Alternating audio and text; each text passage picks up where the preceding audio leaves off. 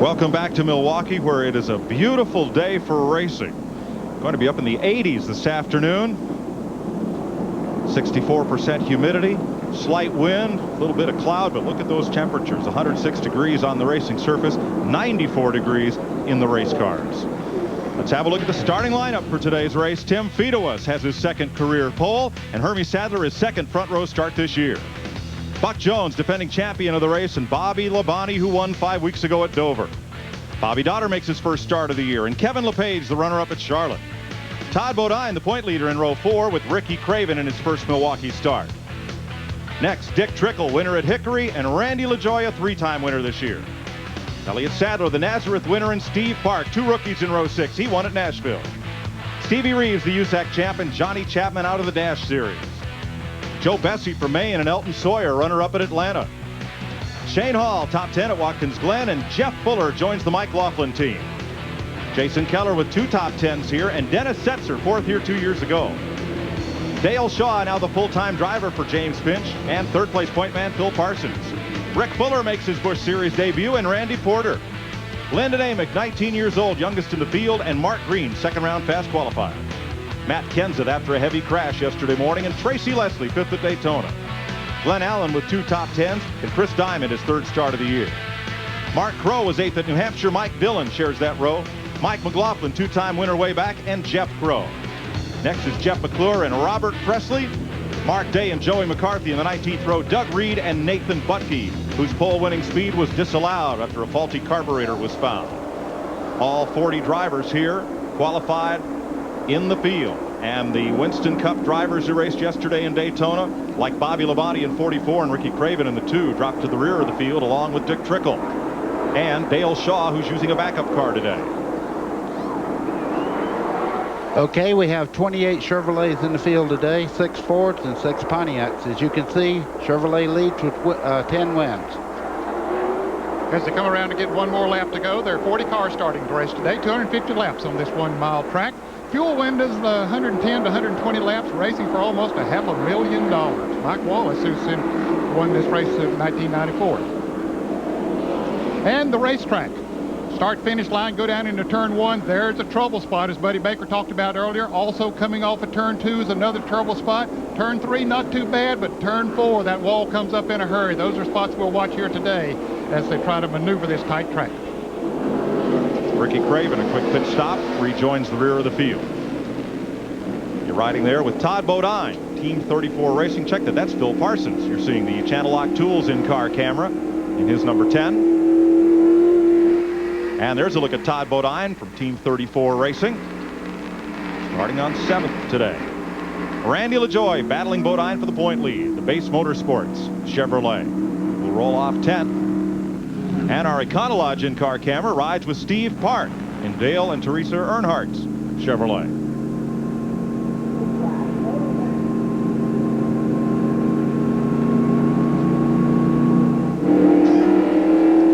Look at Phil Parsons ready to go to work here. And finally Mike McLaughlin, Royal Oak Charcoal Gould Pumps, Chevy number 34. Those will be our in-cars today. Coming down for the start at the Milwaukee Mile.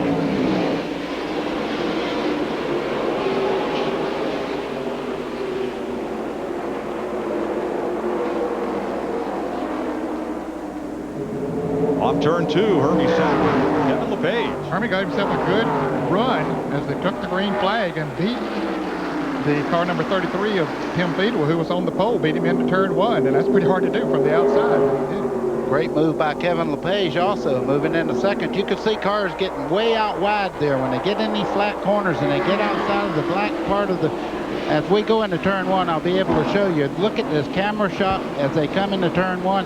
That's the wall we were talking about that makes it so tough getting into turn 1. Randy LaJoie made a big move up to 4th spot, worked his way up the outside. Double file. Second time this year, Hermie Sadler's led the first lap of the race. He led from the pole at Bristol. You ride with LaJoie. See Randy fighting the wheel just a little bit. Looks to be a little bit loose. Don't worry about that early in the race. The tires don't have the heat in them to get proper traction. As he goes along, I'm sure he'll handle much better, and his hands won't be quite as busy on the steering wheel. Right down at the bottom of the racetrack, Sadler, LePage, FINA, LaJoie are your front four. A lot of jostling back in the pack. Watch Bobby Labonte in 44 move up. Dale Shaw in the 4. Ricky Craven in the 2. They all started at the back of the field. And they're in heavy traffic, Ned.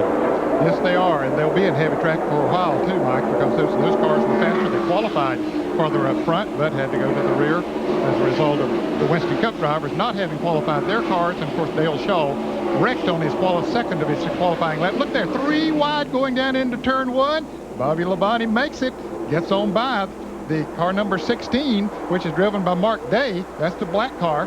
The 4 car right behind Day is Dale Shaw, who's relatively new in the James Finch Phoenix Chevrolet number 4. And the yellow car there, the 97, that's Doug Reed III from Alabama.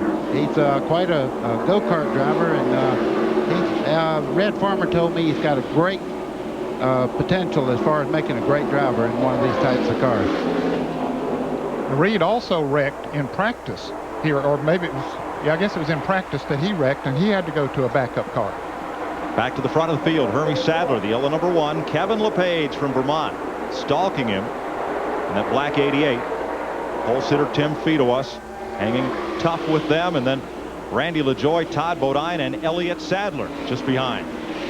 Kevin LePage won that last race of the year in 1996 down at Homestead, Florida. You saw that race here on CBS. Here are the point leaders going at it early. What they're doing, they're just a mirror image of each other. You see Todd Bodine following Randy LaJoie down into turn 3. Both the cars seem to be working well. Whoa, Todd Bodine goes a little bit wide there. You can see what happens when you get to the outside of the racetrack. Todd had to check up. He lost a couple of positions there. Well, he was in 6th position. Now he moves back to, he was in 5th position, moves back to 7th. Almost moved back to 8th. He might. Yeah. Steve Reeves there battling on the inside of Bodine, and he gave Todd a lot of room right there. Early in the race is give and take, and you don't want to start pushing around on people because you get a favor back when you give one.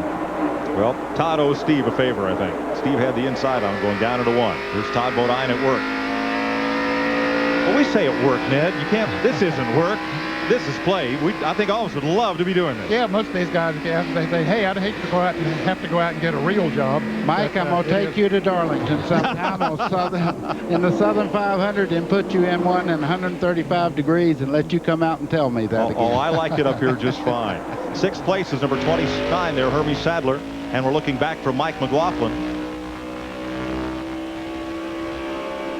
as he works around the outside of Tracy Leslie. Elliott Sadler in the 29. That's Hermie's brother. He's come from 11th to 5th now. Yeah, he's doing a good job. You can see Mike McLaughlin get way wide. He has really been struggling this week trying to find the proper setup on this particular car. He told me yesterday, he said, I'm totally confused. I cannot get it to turn like I want it to turn. And you think he almost won this race last year, and you say, well, why didn't he bring the same setup back here and run that? Because he ran so well. There's a difference in the tires they're running today than what they ran last year. A little different compound, maybe a little difference on the sidewall, plus the fact that they've done that paving in the turns. Looking ahead for Mike McLaughlin. Picked up a hometown win at Watkins Glen last week. He's from Waterloo, New York. Hermie Sadler, the leader, left side of your screen. That black car is Kevin LePage. Tim Fedewas. And Stephen Park has moved ahead of Fedewas into 3rd place.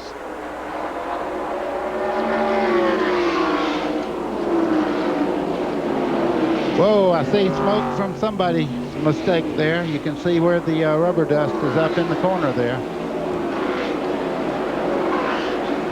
Steve Park up to 3rd place, buddy. The first time he ever saw this racetrack is Chris Diamond there. Yeah, you can see Chris Diamond has the donut just behind the left front wheel there where there was contact. I'm sure that the smoke that we saw was off of this car. Talking about Steve Park. First time he'd ever seen this racetrack was in practice yesterday morning. First time he'd ever turned a lap on it. He's up to 3rd place. And Kevin LePage has caught race leader Hermie Sadler in the number 1. We're 11 laps in here at Milwaukee, and Sadler's led every lap so far with caution free. Both of those cars doing what they need to do, and that is staying right down on that yellow line through the turns. They need to get on it because Steve Park has turned it up. You can see him getting into the frame here. He's run them down some 10 car lengths in a couple of laps there. Steve Park, what a driver. I tell you, when he got into Busch Grand National, everybody said, watch this young man. He has a great chance of being one of the best drivers. It didn't take him very long to prove it. That's what happened to Chris Diamond. Upper part of your screen. Whoa, we had a couple of them spinning there. There's Chris Diamond up high, and looked like Johnny Chapman there in the black car also involved. Everybody continued, and we stay under green. Diamond comes back off pit road and back into the race. Well, Kevin LePage marking Hermie Sadler right there, and the front four tighten up. Say that past Mark Day is number 16.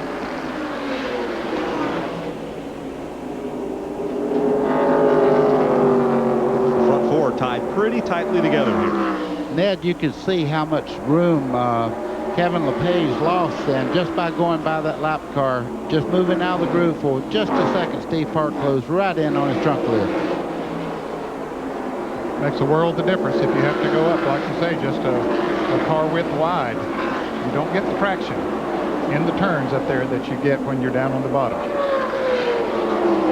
Three very different racing backgrounds here. Sadler, the leader in the number 1, came out of the Virginia late model sportsman ranks. For Kevin LePage, running second from Vermont. Out of that Flying Tiger division at Thunder Road and NASCAR North, the American Canadian Tour, while Steve Park came off Long Island and advanced to the NASCAR Modified Tour, the open wheeled cars. And now here they all are racing for the lead.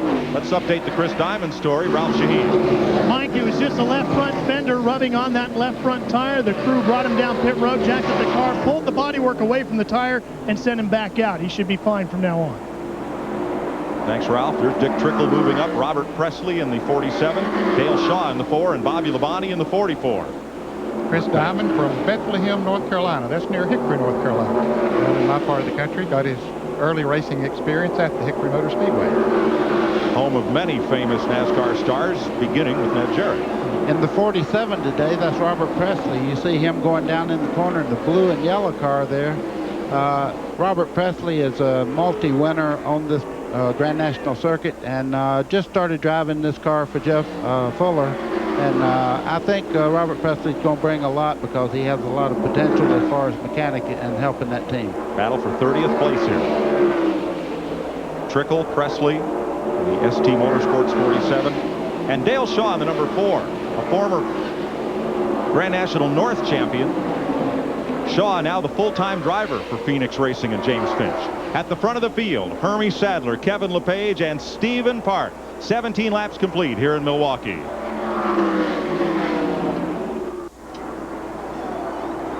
Welcome back to Milwaukee with Hermie Sadler leading Steve Park and Tim Fedewa. First caution of the day comes out at lap 20. That number 97 of Doug Reed is the reason why. Let's show you what happened in turn 2.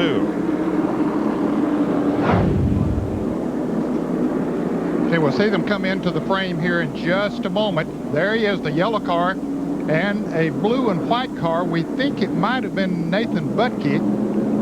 No, there Butke went by. But anyway, they got together just a little bit. It doesn't take much on these flat turns. They touched, and as a result, Reed went up the racetrack. Don't think he hit anything too hard, buddy. Ned, we need to explain. We keep talking about a flat track being tough. The thing that happens on a flat racetrack is the right side tires get all the weight. The left side's very light, and when you get touched, it turns you right around. In Bobby Labonte's pit, Dick Bergeron. He has come in, Mike, in order to make an adjustment to the suspension of the car to try to make it handle a little bit better. They have changed the wedge bolts on both sides, changing the left rear tire pressure, bleeding air out of it, put more fuel in it. Why do that? He was running in the back already, so he may as well stop, get the car exactly right, pass some more cars as a result of a car that's running better. Mike? Thanks, Dick. Elton Sawyer, Randy Porter made pit stops, and that's Joey McCarthy stopped on the racetrack. I believe NASCAR has asked him to hold and wait for the pace car to come by and fall in line so that he does not gain a lap on the field. Dover, New Jersey Police Force, a bunch of their fellows work on that car. How to let him go. Yeah. And they did.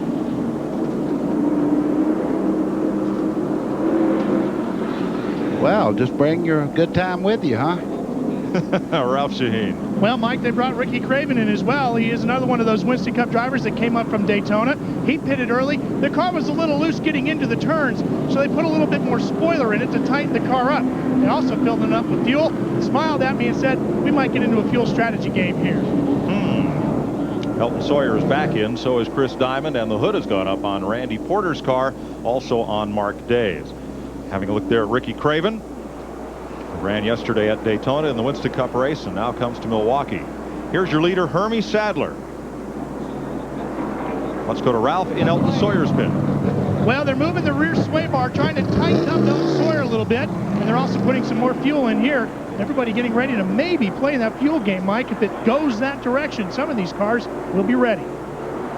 Sawyer comes back out. 3 top 5 finishes this year for Brad Akins and Bob Sutton. And 1 to go. Let's have a look at how these Grand National cars compare to their Winston Cup cousins. Well, 100 pounds lighter, one thing that you can count on. Of course, they don't have as much horsepower as the Winston Cup cars because they run a 390 CFM carburetor on these cars, and you get about 540 horsepower compared to 720 to 740 for the Winston Cup. Of course, difference in the compression ratio in the engine too, that makes a difference in the horsepower. Getting set to go green in 1 lap. Field forms up behind Hermie Sadler, who has led every lap here. Here with Phil Parsons. It's our channel lock in-car camera. 3rd place in the points. Winston Cup and Grand National veteran. 15th place in this race. Right behind excuse me, that's not Dennis Rodney Combs, Setzer. it's Dennis Setzer. And that's up from 22nd, so Phil's progressing towards the front. Randy LaJoie, 2nd by 18 points coming into this race. And we saw one time that Todd Bodine in the yellow 36 got passed by Randy LaJoie when Todd went a little high, but now he's gotten back around Randy LaJoie. They're running 6th and 7th. Green flag. We're back under racing after the first caution of the day.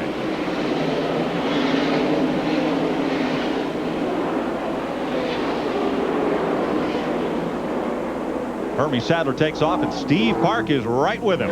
Steve takes a look on the bottom side as they go down the back straightaway. You see him moving in to take the lead. Going, oh, not quite, getting into turn 3. He knew that could be trouble to stay down there on the inside. Might have messed both of them up, so he said, I'll get another chance. There's another reason why. Lap car of Chris Diamond was ahead in the low groove getting into that corner. That allows Tim Fedoa's Chevy to close right back up. I don't think I need to tell anybody there's nobody running that camera. That's a robot. You're right. Hermie Sadler has been the only leader these 25 laps, but Steve Park is nipping at his heels. For more on Hermie Sadler, Dick Berggren. If you look at Hermie Sadler's statistics here at Milwaukee, you might think he would be a favorite. In 1993, he finished 3rd in this event. In 96, he won the pole, and he's starting on the outside pole today. But many of the people in the grandstands considered him to be an ultimate underdog. Sadler has won just 2 races in this series and 130 starts, both on a track that is off the circuit. The last win came in 1994. He sure doesn't look like an underdog out front today, though, does he, Mike? No, it looks pretty good, Dick, as he rounds out the corner, back onto the straightaway. You can see right now Steve Park is making a move towards the lead as they go down the front straightaway. I think he'll take the lead going into turn 1. Ned, that's what we talked about at the top of the show. If you own the low groove going into the corner, You definitely have the advantage. And one thing that allowed him to get under Hermie Sadler as they came off turn 4 was the fact that as close as he was running up on his back bumper, it affects the handling of Sadler's car. It makes it a little bit loose coming off that corner, makes it go up the racetrack a little bit, which allows Park to get down on the inside. All these drivers know that, so they try to get themselves in position to make those kind of moves. we sure saw a lot of that yesterday in the truck race here. So Steve Park, the rookie, 9 top 10 finishes in 17 races out of East Northport, New York. Modified driver following in his dad's and uncle's footsteps. Ralph? Well, Mike, when Steve Park got his Winston Cup ride from Dale Earnhardt, he went out and bought his parents a car. Gave the car to his mom and dad. They loved it. His mom loved the floor mats, which came from Dale Earnhardt Chevrolet. They were paper floor mats. She went and got the car cleaned at the car wash. They threw the floor mats away. She called her son Steve up and said, man, they threw my floor mats away. I can't believe that. He thought they were the carpeted ones. When he found out they were the paper ones, he kind of knows that Dale Earnhardt guy pretty good. Got her a couple of cases and shipped them on up. Okay. Bob and Dorothy Park enjoying their son's career as it advances along here. He's going to drive a Winston Cup car for Earnhardt at the end of the month. Pocono. He has certainly built a lot of confidence in Dale Earnhardt and a lot of other people early in his NASCAR career. I've followed his career since he started, Ned, and I don't think I can recall another driver who just so much loves climbing into the race car and has got a win, lose, or draw. Climbs out with a smile on his face, his temper intact, and just ready to go to the next race and try it again. I can remember one, Dale Earnhardt, when he was that age right there. He loved it as much as Steve Park. Hermie Sadler has the fastest lap by a leader so far at lap 10, 117.6 miles an hour. Tim Fedewa is now closed back up in on Hermie Sadler. And you see that Steve Park's lead is a tenuous one. Marking about 3 car lengths. Now moving up, Glenn Allen Jr. started 29th. He's gained 17 positions. New crew chief on that car this week, John Munson from Connecticut. That's pretty impressive, Mike, on the track that is difficult to pass on, to come from 29th up to 12th, and well, we've only run 32 laps. The crew chiefs are beginning to pull their hair out, I would imagine. We have a cloudy day. Parts of the racetrack are under cloud cover. The other part, bright sunshine. That really messes up your setup. Yesterday was perfectly clear. No clouds out there. I would say that the handling will be a factor later on. Steve Park leads Hermie Sadler and Tim Fedewa. CBS Sports coverage of the Milwaukee 250 continues after this message and a word from your local station.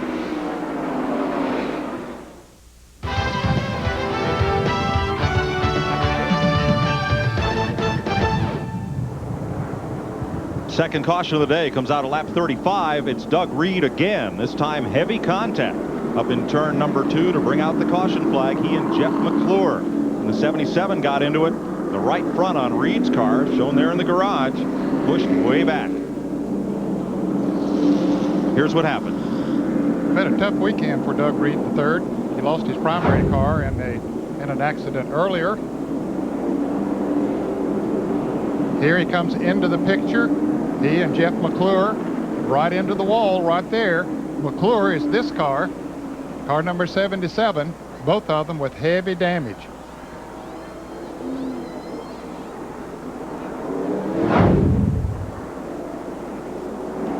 And with that right front suspension pushed back, that may take Doug Reed out of this race.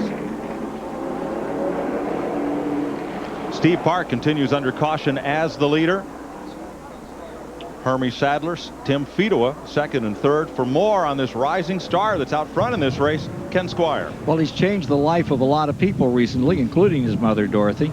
You know, she used to work at the supermarket down there in Northport. She was the produce lady, and she's had to give it up.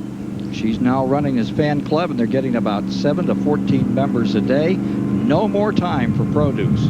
Instead, she's working with Park's fan organization, and they're up over 700 people and growing. Last night, they were going out to Riverhead, Mike, to watch his dad race, and they decided to just stay home and get ready to see what Steve was going to do out here at Milwaukee today. And doing it, he is. He has those Hollywood looks. He and Hornaday, they just look like the kind of guys that should be in some motion picture about stock car racing. He gets the job done. You're going to hear a lot from him in the future. Let's go back to Mike. Steve Park leads this race as you watch Jeff McClure's car behind the wall. Park has now won 9 of 18 races this year. He's led 9 of 18 races this year. 6 on super speedways, 2 on short tracks, 1 on a road course. 37 laps are complete. There's your leader, Steve Park, ahead of Hermie Sadler and Tim Fedewa.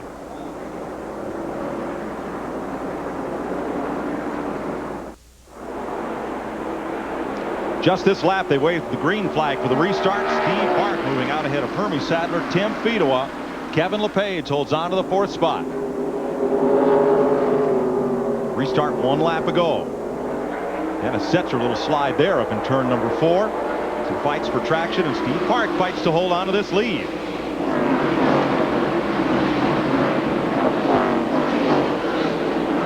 Elliott Sadler on the right corner of your screen. 29 had a look underneath Kevin LePage in that last corner. Sadler was very fast in practice yesterday afternoon and felt that he could have qualified much better. Had an engine problem when he qualified first round and then had to qualify second round. Let's get an update on Doug Reed, who was involved in both of those cautions. Well, Mike, Doug climbed out of the car under his own power, but he was very sore and holding his rib cage area. He got into the ambulance and went into the first aid center. They think he's okay, but they're going to check him out to make sure. At the point, Steve Park. And here's Mark Green moving underneath Buckshot Jones. Yeah, Buckshot might have some kind of a problem, Mike. See the cars going by him in a hurry. He almost got into the wall up and coming off of turn 4 the last time around, whether he has a tire going down or what the problem is. But last year's winner appears to be in trouble. He drops in line behind Mark Crow and just in front of Dick Trickle. As the black car is Jones. He has dropped all the way back to 17th position.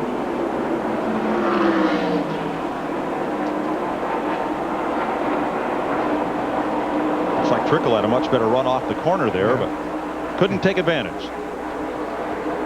For more on Dick Trickle, Ken Squire. Mike, I saw Dick Trickle this morning, and I haven't seen him that injured in years. Seen him take a lot of licks. He was limping badly. He has one knee that is very badly swollen. His shoulder, his ribs on his right side are hurting, and he does have the flu. He said, I hope I can feel better. I can't feel much worse than I do now. And look at the performance that he is putting on out here this afternoon. Trickle from dead last. He's clawed his way up to 18th spot. The man that nearly won this race a year ago, the Wisconsin native at 55 years of age, is flying, hurt and all. Now we're watching that 00 and Trickle as they go around. It looks like Buckshot Jones has picked back up. I think what happened, he got up in the loose stuff in turns 3 and 4 about 3 laps ago and had to feel something went wrong with my race car. A tire's going down or something. Had to feel it out for a lap or 2. Lost a lot of positions, but now he's building his confidence back. The spotter has told him, hey, everything's okay. Just get your rhythm back again. Get back in the groove, and I think that's what he's doing. Buckshot's in 17th. That's the farthest down in the running order he's been today. Hasn't led a lap since he took the checkered flag here last year. Ralph? Well, Mike, they also started this race with some low tire pressure in that car, and they said that they were going to need some good green flag laps to get the car handling the way they really needed it to. They were going to struggle early on, and they're hoping it comes back in the later stages. Here's Trickle moving under Jones as Crow gets underneath Jason Keller's 57, and they each pick up a spot. Dennis Setzer on pit road, unscheduled stop as we watch this battle. 15th position. Mark Crow moves up.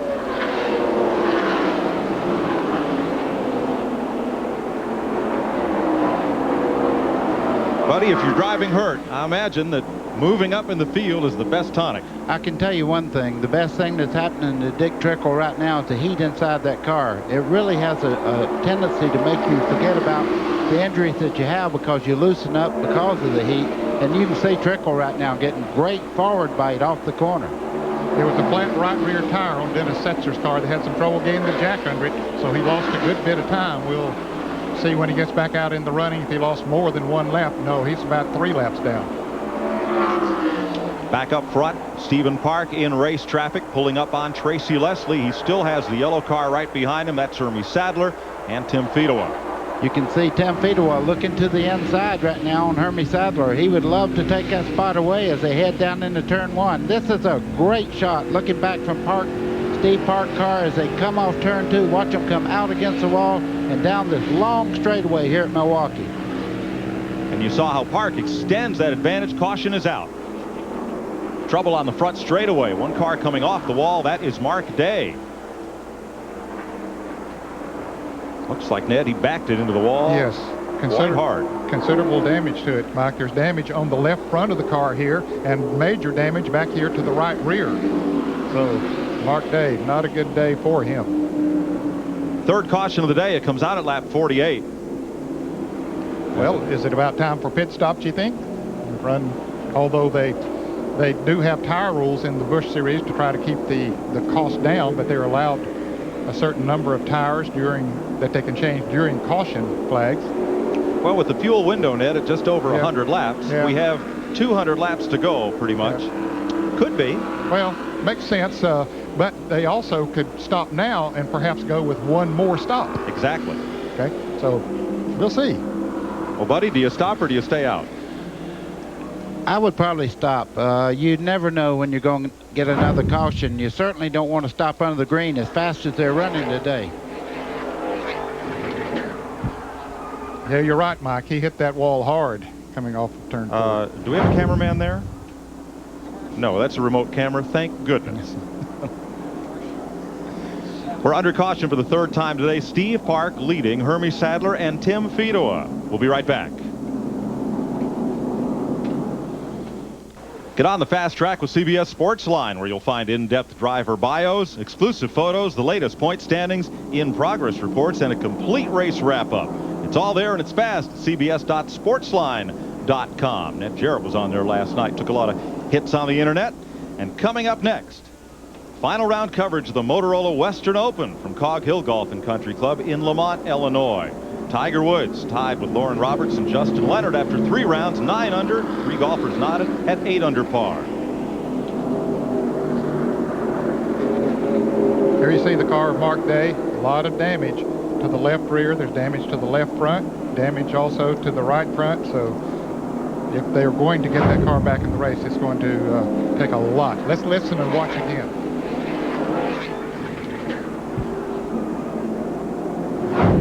Ned, he climbed out of the car on his own, walked over to the ambulance for the mandatory trip to the care center, but he looked okay. Same can't be said for that car. No, sir, he pretty well used it up. Caution continues here at Milwaukee with Steve Park leading Hermie Sadler. CBS Sports coverage of the Milwaukee 250 continues after this message and a word from your local station.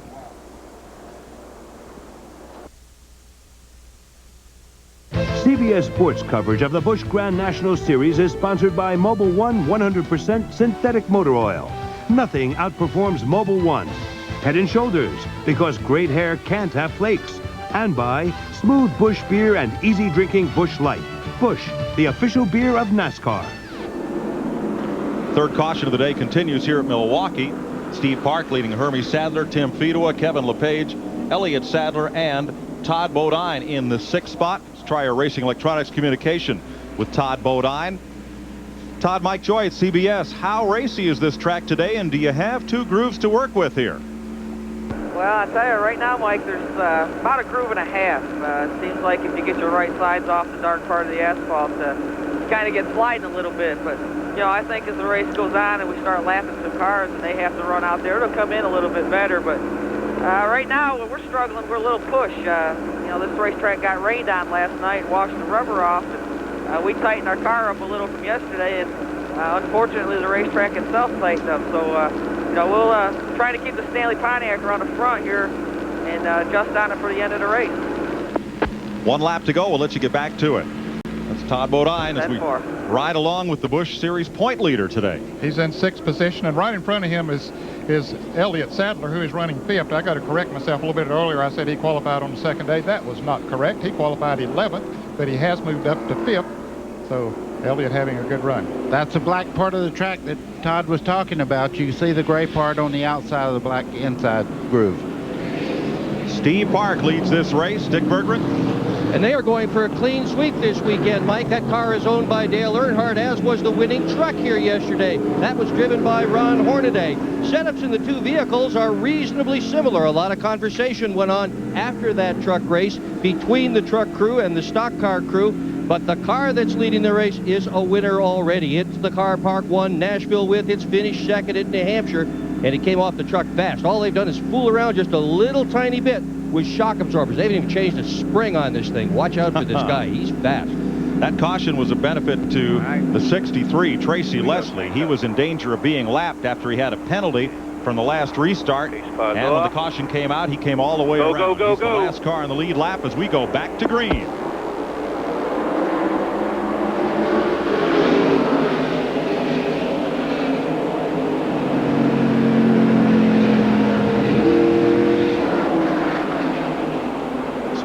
pulls out a big lead out of turn 2. Battle back right behind these cars at 4th place. There's Kevin LePage, black number 88, and he's got Elliott Sadler in tow. 3 wide going into turn 3 there. As you could see, everybody was trying to get back on the bottom part of the racetrack.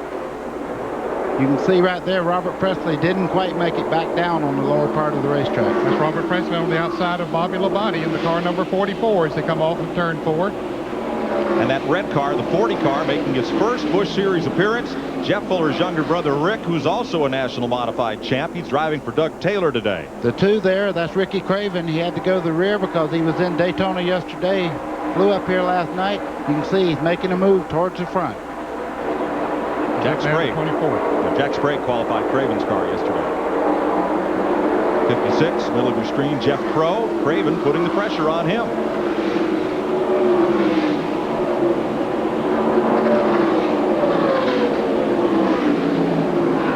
That's 22nd place at stake. Crow and Craven behind the 47 of Robert Presley.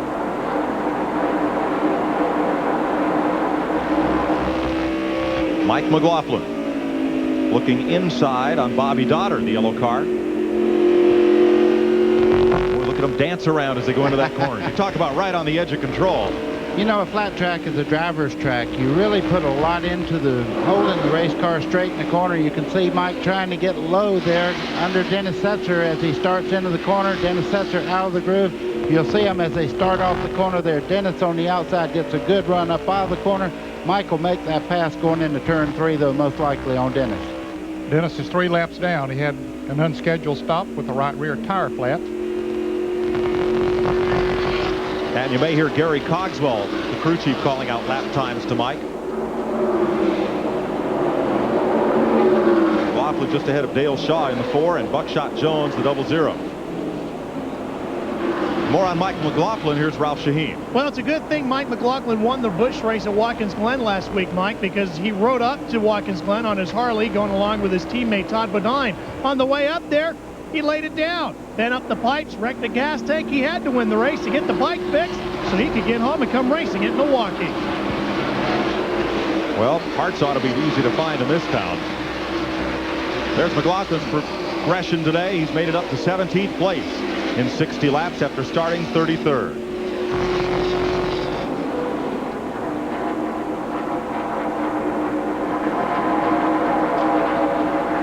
Dale Shaw is in a backup car, that number 4, replacing the one that got turned around and put in the wall after a good qualifying first lap here yesterday morning. Shaw running in 18th position. Now let's have a look back up front. You see Stephen Park, left side of your screen. And the lead, he has opened up on Hermie Sadler and Tim Fedewa. Fedewa in 3rd, the pole sitter from Holt, Michigan. The Fedewa is the only family with 3 inductees in the Michigan Motorsports Hall of Fame. And back behind Tim, Kevin LePage. He's been in the front 4 all day. Then Hermie's younger brother, Elliott Sadler, holds that 5th spot.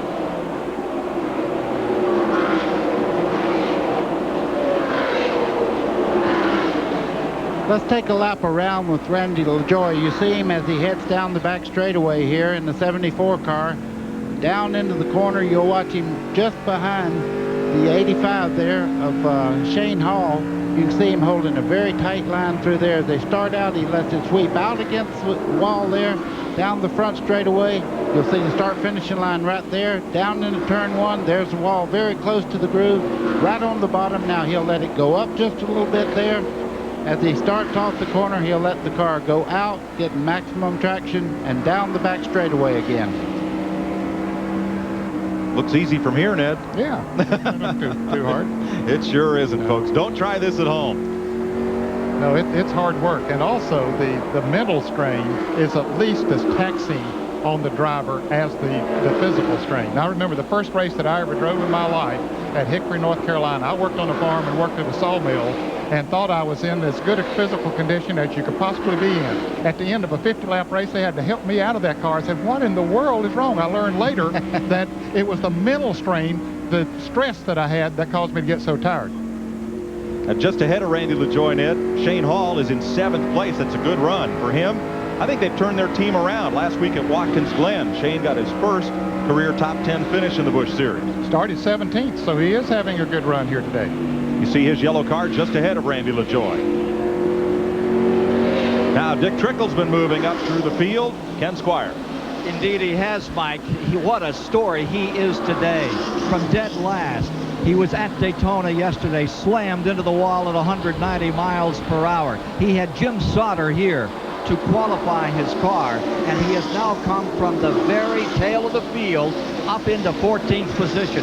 The man who nearly won this race a year ago and had this hometown crowd standing and cheering the last 15 laps before he crashed with just 4 laps to go. There's not a tougher driver in America than 55-year-old Dick Trickle, and today he's right back at his best, although, as we mentioned earlier, he's driving hurt, but he's driving hard. And Ken, there are a few drivers more successful on this racetrack. He's won 6 times here, 5 ASA races and 1 USAC stock car race. Like he won the first NASCAR race, set on the pole for that first NASCAR race in '84. So it didn't matter what it was, and those 1,200 wins that he has recorded, he's won on every track in America.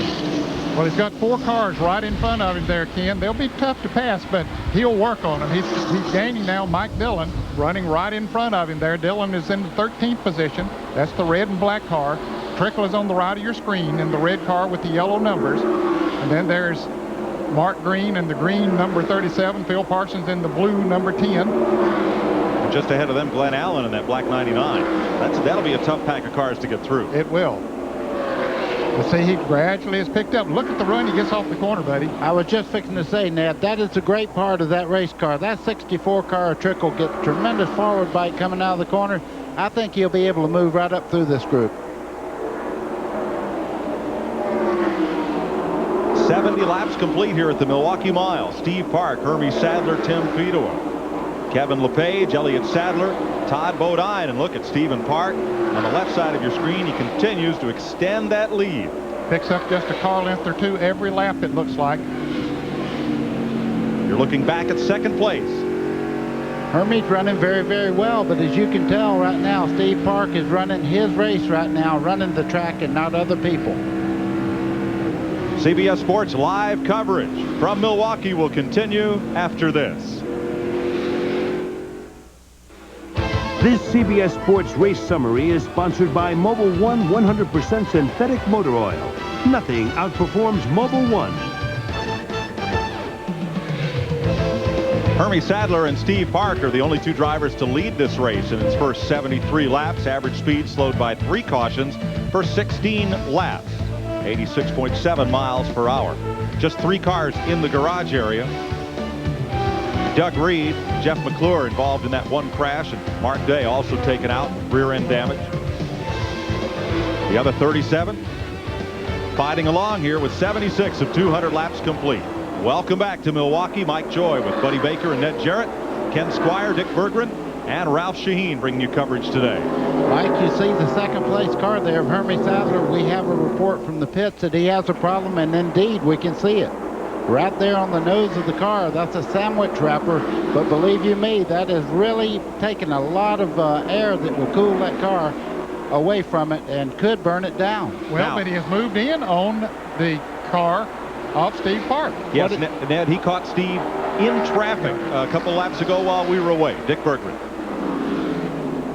Trouble. Joey McCarthy has spun, and that will bring out the caution flag as he fires up his Chevrolet and pulls away. Lap 78, 4th caution flag of the day. Yep. Now let's go to Dick Berggren. Well, Mike, so far so good on Sadler's car. They say the temperature gauge looks just fine, but by the looks of things on pit road, everybody is going to be coming in on this caution flag, and that will give them the opportunity to clear that paper off and solve the problem. Well, now will we see pit stops at 78 laps? I believe so. I believe they'll come in now. They're allowed 2 sets of tires during caution periods. Doug Reed has come out of the care center. Ralph Shaheen's with him. Doug, are you okay? And what happened out there? Yes, sir, I'm fine. These people here in the medical center, they do a real thorough job. They kept me in there, just make sure nothing That was wrong. Might probably be a little sore tomorrow, but I'm all right. You know, I really don't know. I think they said the 77 car got into me. I don't know what happened. He got into me and turned around. Somebody hit me in the side. You know, I hated this 2 cars we tore up in 2 days. You know, we unloaded off the trailer yesterday real fast and was looking forward to a good run. I got a little over anxious yesterday in the last practice.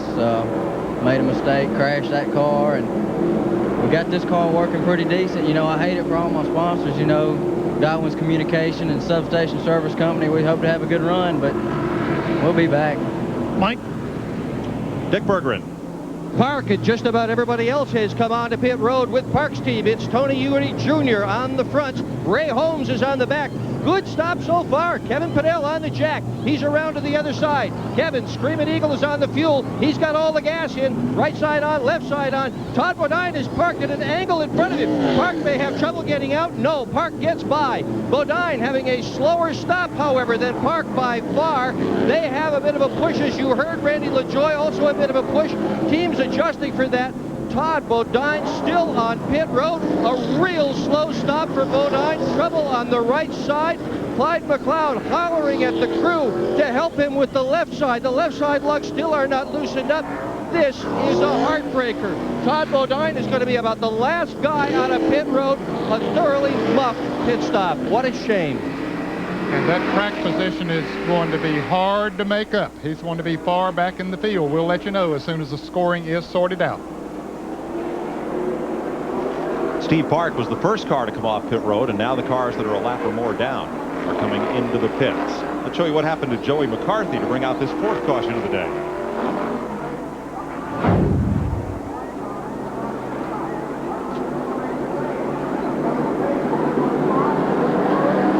Well, it looks like they got a little help. Right there is his car spinning around, but it looks like this car might have made a little bit of contact with him as they came off the turn. Fortunately, Mike, there were a number of cars that had opportunities to hit him. Came awfully close, but didn't look like anyone did. That last one was Chris Diamond. Here's what Todd Bodine saw. Watch how close Todd Bodine got. Whoa, he just about got into him if he started off turn 2. Let's update the Todd Bodine story, Dick. Important, it was not human error on Todd Bodine's car. It was an air gun that they were using on the right front that failed, Mike. Nobody fluffed their job. It was just a mechanical part. But what a shame. Gee, he was having such a good race, but now you're right. He's way back in the serial order, and he got his work cut out for him today. Dick Todd has fallen from 6th before the caution flag to 24th. And the other driver who had a tough pit stop was Tim Fedewa. He's running the top 5 all day, started on the pole, and dropped from 3rd place now to 20th. 80 laps are complete at the Milwaukee Mile. Steve Park leads Hermie Sadler and Kevin LePage.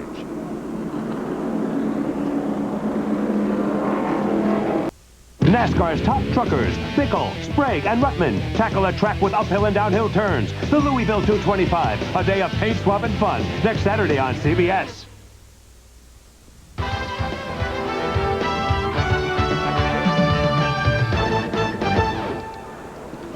82 laps have been completed. That means 168 remain. And hello from Milwaukee, Wisconsin. Here at the legendary mile, the NASCAR Grand National cars are strutting their stuff, and a brilliant new 29-year-old driver named Steve Park from Northport, Long Island, has put it on him since lap 28. He has dominated this event. At the outset, Tim Fedewa, the pole sitter, who set a new track record at over 118 miles per hour, held the lead. But it's been all Steve Park since then, trying to fend off Hermie Sadler in the 2nd spot. We're into our 4th caution period. 3 of the 4 have been caused by incidents in turn 2. 1 here in the main straightaway, and that still is not anywhere near the mark we had a year ago of 10 cautions and 59 laps under yellow. Let's get back to the action now. Here's Mike Joy. Thanks, Ken. We told you that Todd Bodine and Tim Fedewa were the big losers on that pit stop sequence as you watch leader Stephen Park. Who were the big winners? Jeff Park, driving the Mike Laughlin car, number 45, went into the pits 26th, and Jeff Fuller came out in 9th place. And right behind him, Mike McLaughlin came into the pits in 17th, came out of the pits in 10th. They each picked up a lot of spots. That is the easiest way to do it. If the pit crew can do it for you, it's a lot easier than passing them out on the racetrack. Joe Bessie fell from 9th place to 30th during pit stops. As you hear, we're back to green. Black flag for Mark Green with the tire rolling across pit road. He's at the tail of the field.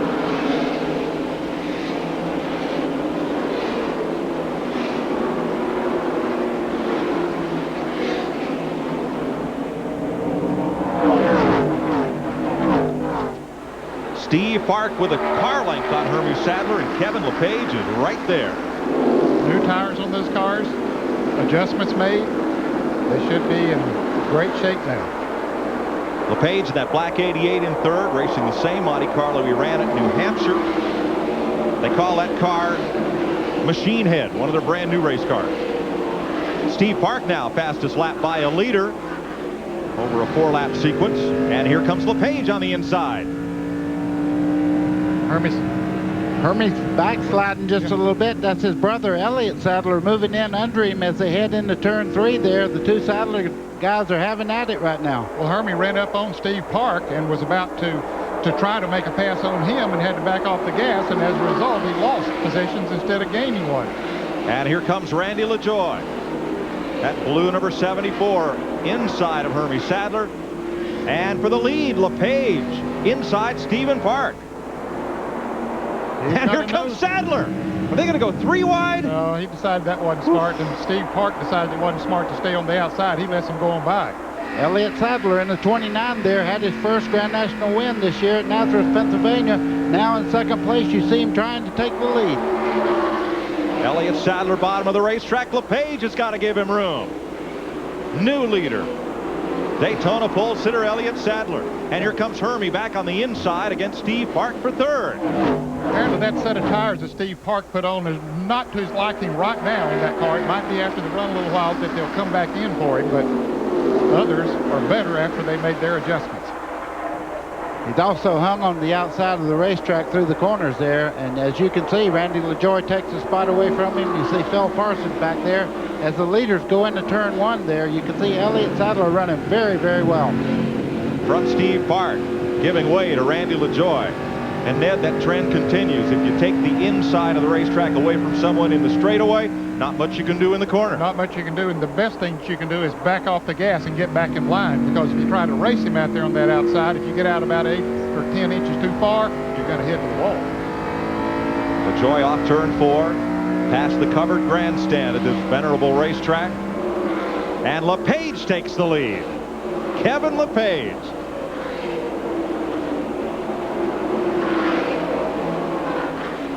What changed? Everybody got new tires, but what changed? Suddenly the lead is changing every lap or other lap. Mike, it's the first time everybody got a chance to really work on the chassis and get the cars dialed in to what they feel will be a good setup later on. Of course, they had an hour's practice yesterday afternoon, but as Todd Godin pointed out in your conversation with him, it rained hard here last night.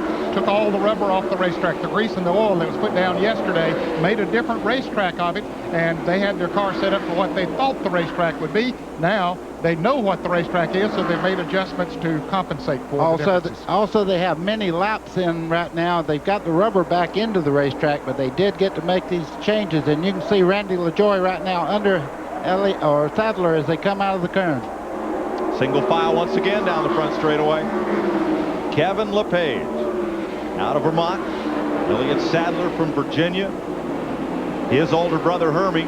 And battle for 5th spot there. Here's Stephen Park underneath LaJoie. That's for 4th. Just one little wiggle by Randy LaJoie. You can see the back of the car go out a little bit, and there went Steve Park right by to take that spot away from him. And did you see him give LaJoie a wave? Like, thanks for the room?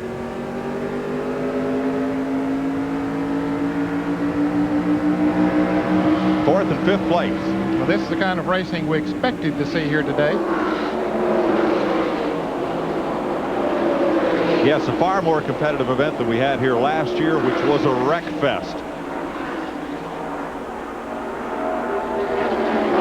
Working right outside of camera range, Phil Parsons is in 6th. He made some gains on the pit stop, and he's been strong. He had a great pit stop, and his car has been strong, Kent. Mike, he had come from his 22nd starting position up to 11th before the caution came out, then picked up a few positions on his pit stop, so don't count him out. He's right there. There's your front three. LePage and the Sadler brothers. Elliott and Hermie.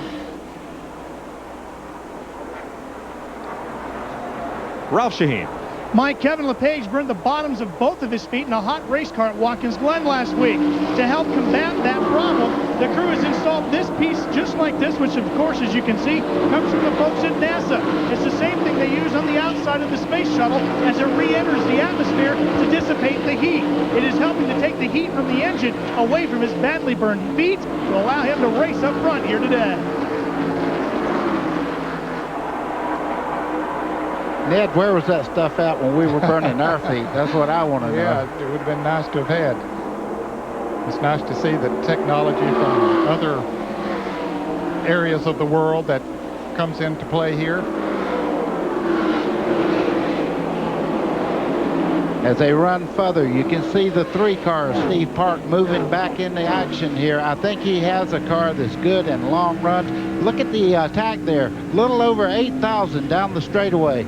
Down to 4,000, 5,000 in the corner. Now he picks it up 6,000. Now he comes off. You see 7,000. Watch it as he starts down the straightaway. He goes right over to 8,000 there just before he backs out of the throttle. A lot of RPM for a pushrod engine. Those little carburetors, that's all they'll breathe is 8,000. They run them over 9,000 in Winston Cup racing. Watching from our Econolodge camera, Steve Park's car. And this big hose here that's blowing fresh air from the outside onto Steve Park. You can see right there, it's blowing air right in on Steve Park, keeping him somewhat comfortable. And also out the left window side, there is a duct, a NASA duct, that also brings air into the driver. So he's got an air-conditioned car, right? Not hardly. It's still hot in there. Listen to that stereo. Look at him pulling up on Hermie Sadler, though. Park is closed right up, second, third, and fourth. Right side of your screen, Elliott Sadler in black, brother Hermie in yellow, and the blue car of Steve Park. And there's your leader, Kevin LePage. Trying to take off from this field. Right behind LePage, second place. Hermie Sadler, best finish of the year, ninth, twice, or rather second place, Elliott Sadler, pole sitter at Daytona. Just behind him as Hermie Sadler. Brothers running second and third right now. And now moving up on Hermie is Steve Park in that blue number 3. Watch him, he's trying to make a move. Does he have the room? No, not going into turn 1. He'll have to back off, try to get him coming off the turn. That battle has really tightened up. Randy LaJoie second in points to Todd Bodine. Currently in fifth, got a much better pit stop than Bodine did under that caution flag. He's losing a little ground to the leaders right now. Not much. There's Phil Parsons in the number 10. You're riding down into turn 1 with him. You can see very, very easy on the steering wheel. As he starts in right on the white line. Now drifts out a little bit. He has been so consistent this year, guys. Everybody a couple of years ago was complaining that Phil may have peaked out a little bit. Boy, he bought this race team, really turned it around for himself. He's been very consistent. Done a good job of being his own boss. In seventh place is Glenn Allen in the car number 99, sitting out there running by himself. Nobody right in front of him, nobody too close behind him. That's the way you like to do it. You're not going to get into trouble there unless you cause it yourself. Drop back to Jeff Fuller, the national modified champion of NASCAR a few years back. Fuller let go by ST Motorsports. This is his first day driving for Mike Laughlin. He'll run at least the next 4 races for him. There you have Tracy Leslie in the 63. He was almost a lap down not long ago, and as Mike pointed out, that caution flag back there really benefited him. Mike McLaughlin trying to gain some ground in the points, having a little bit of a hard time getting a handle on this racetrack. He's now climbed up, though, into the top 10.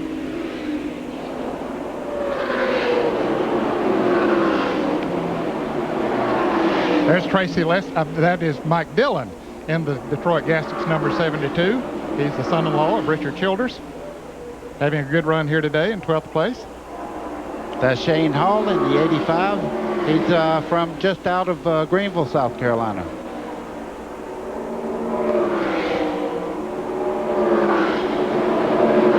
Next car back, last year's winner, Buckshot Jones. And just behind him, Bobby Labonte in the 44. He'll be in here, as we see right there, as he heads off turn 2 and down the back straightaway. Bobby very consistent, had an opportunity to work on that car on the last stop, so look for him to come forward. Well, he has already come forward from the rear, and so is this man, Dale Shaw, who had to go to the rear, and he now has moved up into the 15th position, Labonte running 14th. And Robert Presley, who replaced Jeff Fuller in this car mid-season, in the 16th position. Just behind them, Todd Bodine. We watched him have a terrible pit stop as he works his way back towards the front now. Seems to have this car really dialed in as you see him go by Robert Presley down into turn 3. Now, Bodine, or try to. Bodine came out of the pits in 24th. He's now racing for 16th. So he's moving up. Right behind Todd Bodine is the number 38 Ford of Elton Sawyer. A lot of tight racing right here in this group. Dick Trickle right on his back bumper. Here's Trickle, who also started in the back. All those Winston Cup drivers had someone else qualify their car here yesterday morning, so they had to start at the rear of the field. Tim Fedowa was our pole sitter, but had a tough pit stop. Fell back to 20th. That's where he runs right now.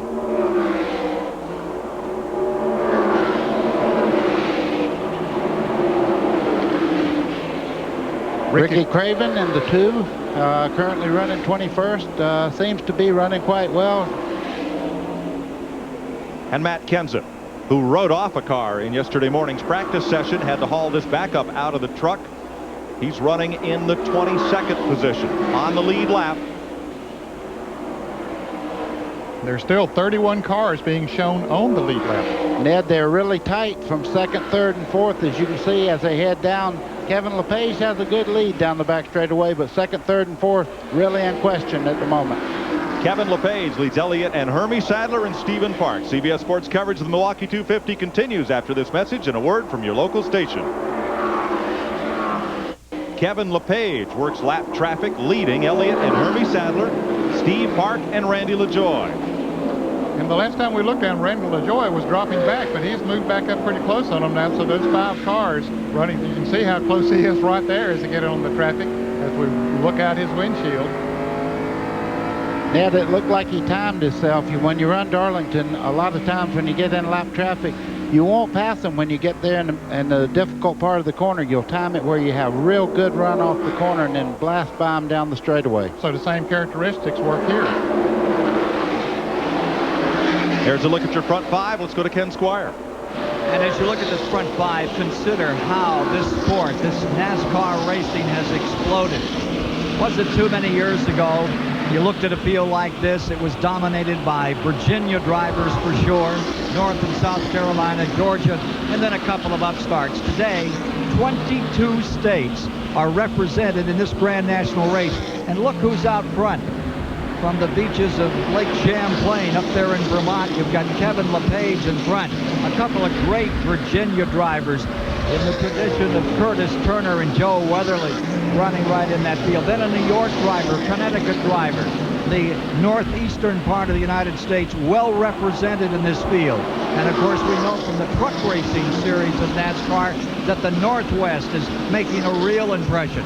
NASCAR racing is growing, and here at Milwaukee today, no better example than these front 5 positions. Let's go to the pits and Dick Berger. A little bit further in the pack, the number 45 of Jeff Fuller is fighting for his very career. Just a couple of races ago, he was released for his ride. He's got this ride for just 2 races. If he does really well, it may be his for the rest of the year. If not, well, it may not be. Right now, he has got his hands full. On that pit stop, when everybody else took 4 tires, they opted for track position. Took just 2 tires. And look at the cars lined up right now behind that number 45 of Fuller. He is fighting for his career, trying to hang on to that spot.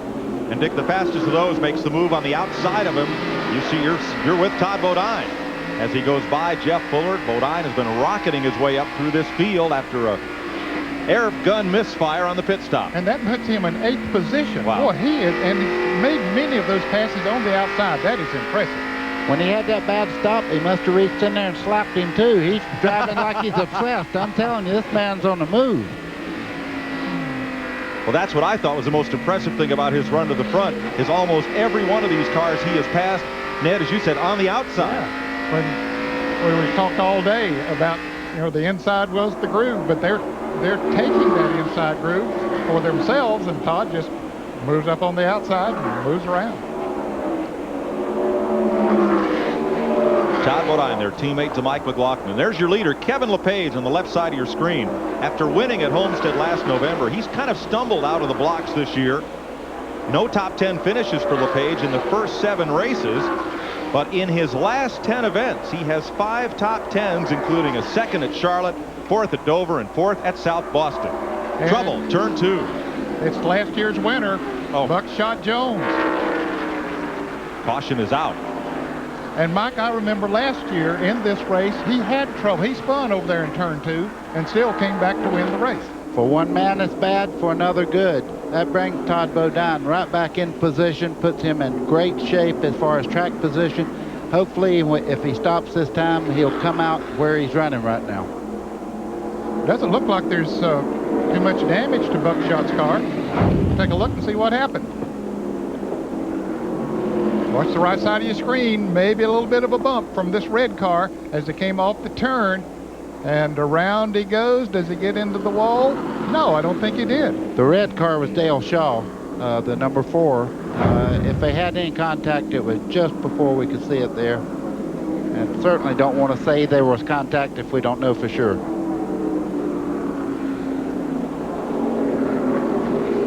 So Buckshot Jones, I believe, stays on the lead lap. We're at lap 121. Kevin LePage leads the Sadler brothers and Steve Park.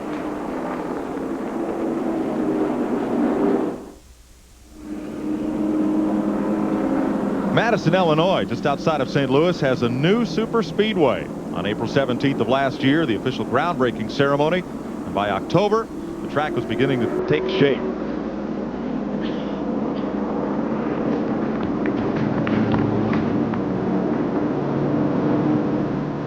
Construction continued all winter long.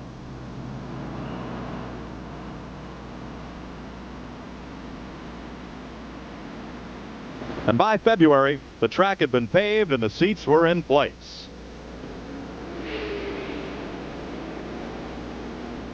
Last month, Phil Parsons took the first test run in preparation for the inaugural Gateway 300.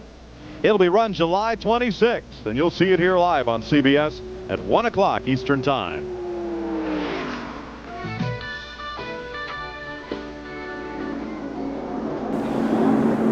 Bobby Labonte's had a long stay on pit road, Dick. Well, actually, he's had 2 stays on pit road, Mike. He was in earlier, and they adjusted the track bar, not with the bolt on the outside, but they took the left rear wheel off and did it with wrenches the old-fashioned way. This work on the right front was for a vibration. He said earlier over the radio to his crew the vibration was so bad he could hardly hang on to the steering wheel. So they hope they've got that fixed. So it's been 2 long pit stops, and he'll be at the back of the pack, but he's still on the lead lap. Mike? When they restart, Labonte will be in 30th position. This Saturday, the Louisville 225 for the NASCAR Craftsman Truck Series, 1:30 Eastern Time. 2 weeks on Saturday, July 19th, the Colorado 250 for the Truck Series at 3:30 Eastern.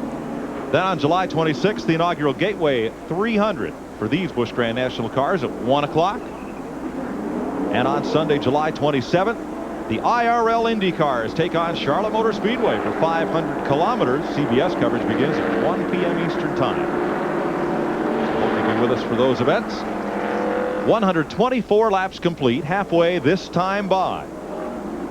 And they'll take it under green as the pace car gets ready to dive onto pit road. Kevin LePage getting set for the restart here. None of the leaders pitted during this caution. A number of those back in the field did, including Bobby Labonte, we saw him, Ricky Craven, several others. These cars off. Go, go, go, go, go. Back under green.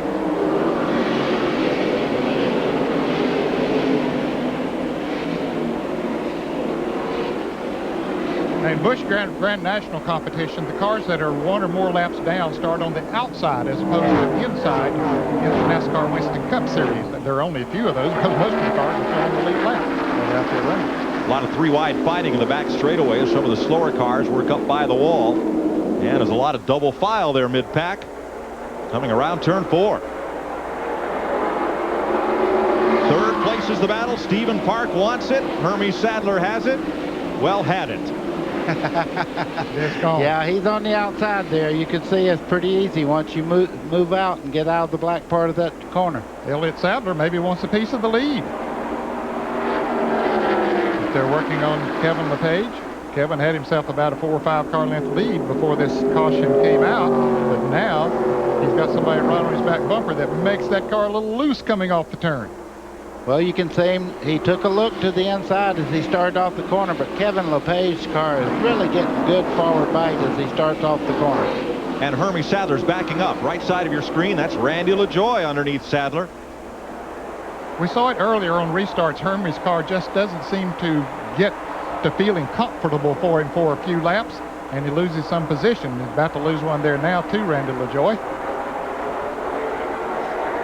Fourth place changing hands. Sadler's last top 5 super speedway finish, September 1995, when he was second at Dover. From Randy LaJoie, now looking at 5th place, Hermie Sadler. That's the same car Hermie raced at New Hampshire this May, where they broke the rear end. It's only his 2nd race on this car. And right, not too far behind Hermie, we'll see another yellow car come into the picture there, and that will be Todd Bodine. He is up to 6 now, and as Buddy mentioned when the caution came out, he was about almost a half a lap behind, but that caution allowed him to catch up. He was running at least as fast as the leaders, so now he's going to be able to really show them and the world what he has. He's running that pack down pretty quickly. Hermie Sadler, or rather Elliott Sadler in the 29, right up against Kevin LePage. Look at Steve Park in 3rd there. He's moving in to make this a real dogfight for the lead. As you can see right now, Elliott Sadler looks to the inside down the front straightaway. I think he came off at turn 4, ran so close on him that he got the back end of LePage's car a little bit loose, was able to make the move. We've seen that happen several times today, and we'll see it happen again. Explain how that happens, how a car right up behind and inside of somebody can loosen up that front car without touching them. Air comes off the back of the cars right, and then it puts pressure on the back of the car. When somebody runs up real close on them, then it keeps that air from coming back down on it as much as it would, take some of that down force off of it, makes the back end loose. Mike, the easiest way I could explain it, if water was coming over, the second car pushes the water up under the back of the car and loosens it up. Let's check with Ralph Shaheen. Well, as you can tell, Mike, things are going pretty good for Elliott Sadler. The one spot, though, he's having trouble is coming off of the turns. I think he's having a little bit too much forward bite. Now, they've asked him to try to be real smooth and go easy on the tires. One of the things they want him to do is to try to pass all of the lap cars on the straightaways. Dick Berggren? Look at the front of the field this afternoon. It is just incredible that the guy leading had never even seen this racetrack until Thursday of this week. Neither had his crew chief. They were fortunate to have just a little bit of information from his brother Hermie, who had run here. But take a look at the guy running in 3rd spot right now, Steve Park. He not only hadn't seen the place, his team manager Ty Norris hadn't seen it. They got lost trying to get here. But they're running well anyhow, running 1st and 3rd, rookies at Milwaukee. We see that 5-car pack there. We mentioned Todd Bodine there a moment ago. Looked like he was moving up, but now looks like this pack is moving away a little bit from Todd. Now these are the leaders. The left side of your screen, the black car is Elliott Sadler. The black yellow numeral car, Kevin LePage. Steve Park, and that number 3 is 3rd. Randy LaJoie is 4th, and Hermie Sadler not dropping back anymore. He's hanging right with that lead pack in 5th. Well, you can see Hermie Sadler there in the yellow car. You can see he is very quick. He moves in on the back of LaJoie as they head down in turn 1. But look for the lead. I mean, Kevin LePage has moved back in on Elliott Sadler now. Looks to have a very fast car as Randy LaJoie starts to rumble back and forth. From LaJoie back at Hermie Sadler. Folks, they're not just riding. This is not 5 o'clock traffic, stay in line. until the light changes.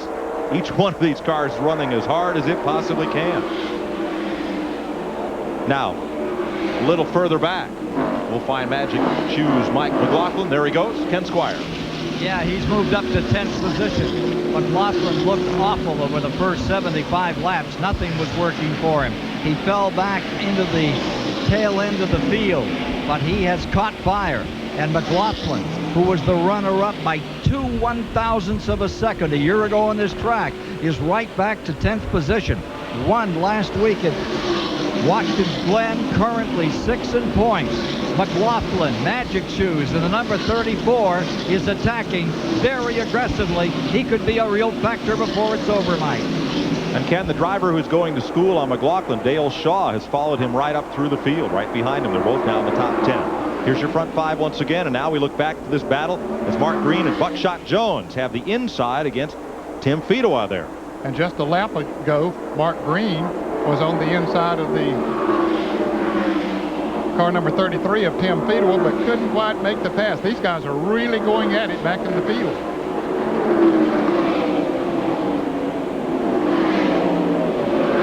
That is for the 16th, 17th, 18th position. Not far behind them is Nathan Butke.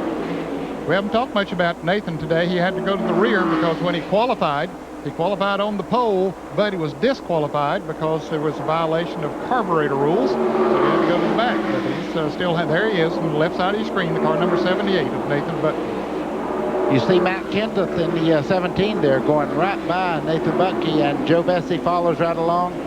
There's Steve Reeves. He goes by getting into turn 1. I would say Nathan Butke is not running the way he would love to be running today. He's still on the lead lap, though. He's now fallen to 21st position. 22 years old, young man that appears to have a lot of talent.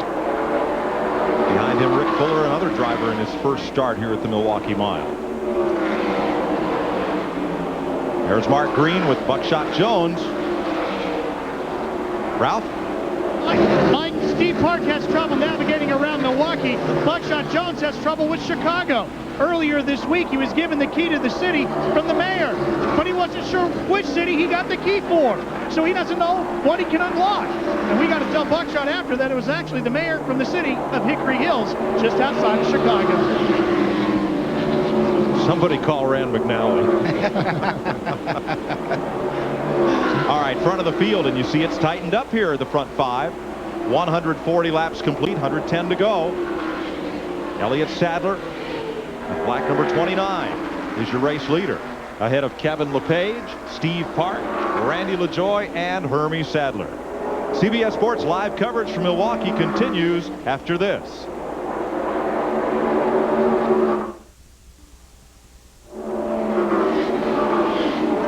When Mike Wallace has a date with Tina Turner, everybody has a date with Tina Turner. You're all invited. The time tonight, and the place, 60 Minutes, as if you didn't know. That's followed by Touched by an Angel and the CBS Sunday movie Awakening, starring Robin Williams. That's tonight on CBS.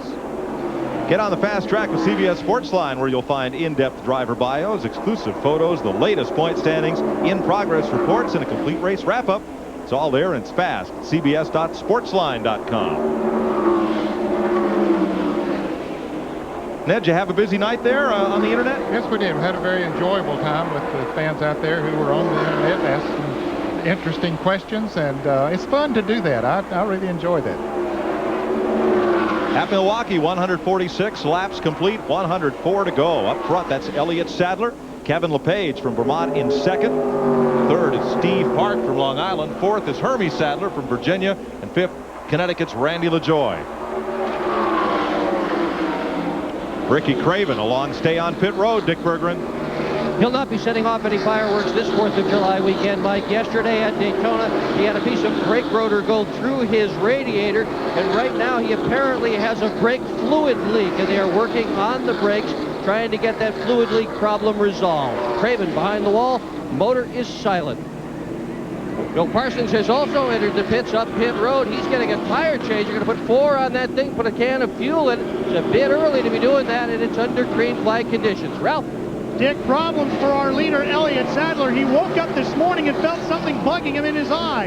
He went to the infield care center. They said he had a small piece of debris in there, but they told him if we take it out, he will not have good vision for 24 hours.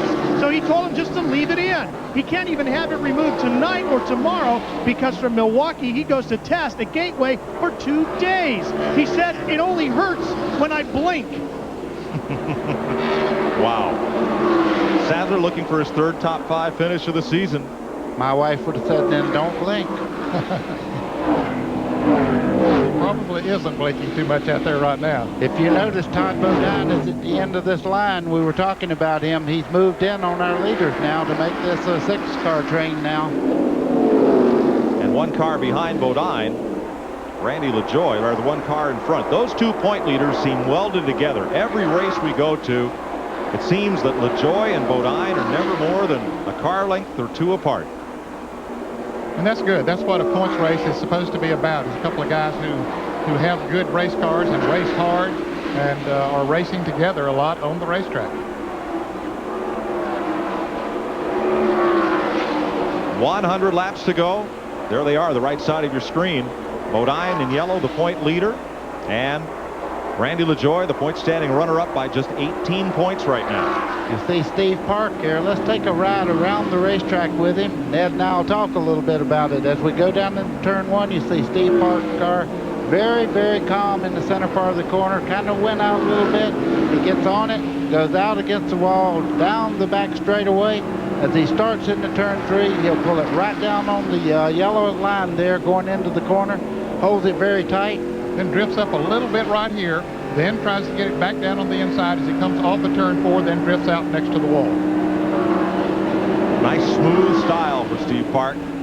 Still turning 8,000 too. He's really, these guys are running every lap like it's the last one. That's why we're not having many lead changes right at the moment, because everybody's thinking now, what am I going to change on this last pit stop to make this car absolutely perfect? Nathan Buckey just came off pit road, making a pit stop. Phil Parsons, we saw him a little bit ago on pit road. He is 1 lap down now, but he should be set to go the rest of the race. And I believe they pushed Ricky Craven back, yes they have, to the garage area. Craven is out of the race. The leader's getting split up a bit by some of this lap traffic. You see on the left side of your screen, Sadler and Park have a breakaway. Mike, just a second ago, here's LaJoie right now moving in on Hermie Sadler as we head into turn 3. He's got a lot of pressure right now just behind him. I was watching Bodine. He run right up there, almost got into the back of him 1 turn ago. There's Todd Bodine, the yellow Pontiac. And from Todd Bodine, there is Randy LaJoie. And that's just about how close they've been all season long. That's Joey McCarthy, slow, coming out of turn number 2. I believe he'll get down off the racing surface. You can see the left rear tire on that car a little bit low there as he heads down into the corner. There are the leaders going around him. So we'll stay under green. There's Sadler and Park, and you see the advantage they've opened up. On 3rd place, Kevin LePage. 4th place, Hermie Sadler. 5th and now 6th, Randy LaJoie and Todd Bodine. Where they caught the traffic made a difference. They were all running almost bumper to bumper until they started getting in that traffic. Just 18 points and about a car length separate these two. Here's looking at you, kid. You can see right now we're looking out of the back of Randy LaJoie's car. Todd Bodine is keeping the heat on him. I guarantee you, as you said, Ned, a great points race. At one time, Randy LaJoie was a truck driver for Todd Bodine. It hadn't been but just a few years back. Daytona 1984, the qualifying race for the Winston Cup. Randy LaJoie had one of the wildest flips ever, coming off turn 4 at Daytona. Shook it off and came back. He substituted for Tommy Houston a couple years ago at Talladega. Had a wild flip down the backstretch. When the car came to rest, Randy keyed the microphone and said, "Wow, that was something." There's no holding him back.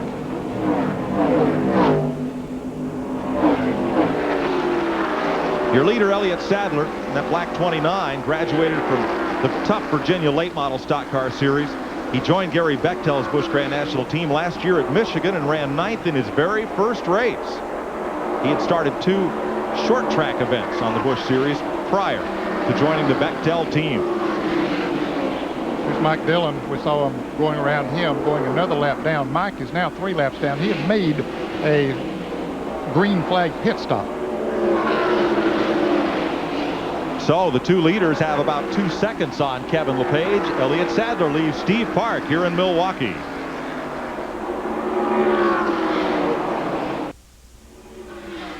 This CBS Sports Race Summary is sponsored by Econo Lodge. Spend a night, not a fortune, at Econo Lodge. Well, things heated up here after the first pit stop. Now, after 160 laps, our race has had 4 leaders and 6 lead changes. Just 5 caution flags, a sharp contrast from last year, and there are but 5 cars out of the race. Doug Reed, Jeff McClure, and Mark Day. Ricky Craven now with mechanical trouble, and Nathan Bucky has also come to the garage area. We've seen a much more competitive race than we have last year. Ned Jarrett, Buddy Baker, seen a lot more passing, and I think I'm impressed with Todd Bodine running the outside of this racetrack. Yes, he has come from far back in the pack after a bad pit stop and passed cars on the outside. That was very impressive. Buddy, Elliott Sadler, Stephen Park, these young drivers are really showing something today. Well, it's the changing of the guards. These young drivers are really doing a great job. As you see right now, Elliott Sadler going down into turn 3. Steve Park putting a great move there on the inside, trying to get any kind of advantage as they start off the corner. Elliott Sadler driving a great race at the moment. You know, both these young drivers are very aggressive, but they both have an awful lot of savvy and poise for the number of years of experience they have. They've been very impressive, Mike. You know, this is a 1 mile racetrack. If they were on a 1/3 of a mile racetrack where they got a lot of their early day experience, you could expect it from them. But here they are racing on a super speedway and outrunning some good Winston Cup drivers in this field today, and putting on a great show up front. Ralph Shaheen with a driver who's just dropped out of this race. Yeah, Mike, they've already loaded his car up into the hauler here. Ricky, what put you out today? Well, I've had a bad weekend for brakes. I'm sponsored by the best brake company in the world, and I got the best brakes on my car, but I guess we messed up the line, and the line leaked all day, and I had been pumping my brakes all afternoon. Yesterday in Daytona, I got somebody's brake rotor through my radiator, so it's been an unfortunate weekend for all of us. Mike, going fast is one thing. Stopping sometimes can be more important. Have to haul that thing down to get through the corners. We can use the telestrator to show them the openings that cool the brakes if you want to do that later on. If that's a story now. The story right now is Steve Park behind Elliott Sadler. And how close and how much pressure is Steve Park putting on? You see Park's point of view. But what's it look like for Elliott Sadler when he looks up at that mirror and he's got a mirror full of blue Chevrolet? It looks like trouble, you know that for sure, because he's right there, and he knows that it's going to affect the handling of his race car, especially going into the turn and coming off the turn.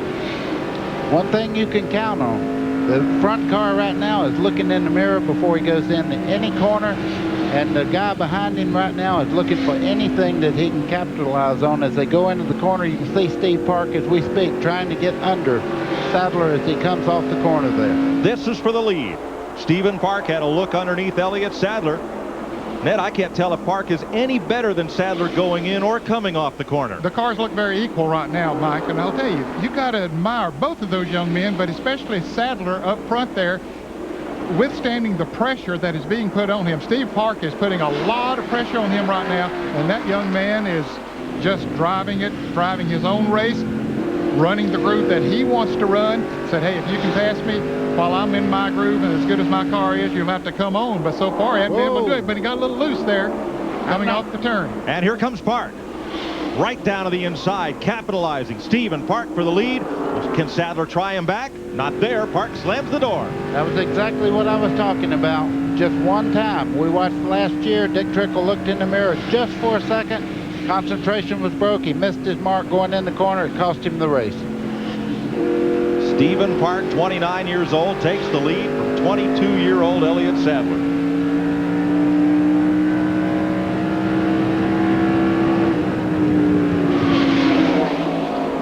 Let's pick up that battle for third.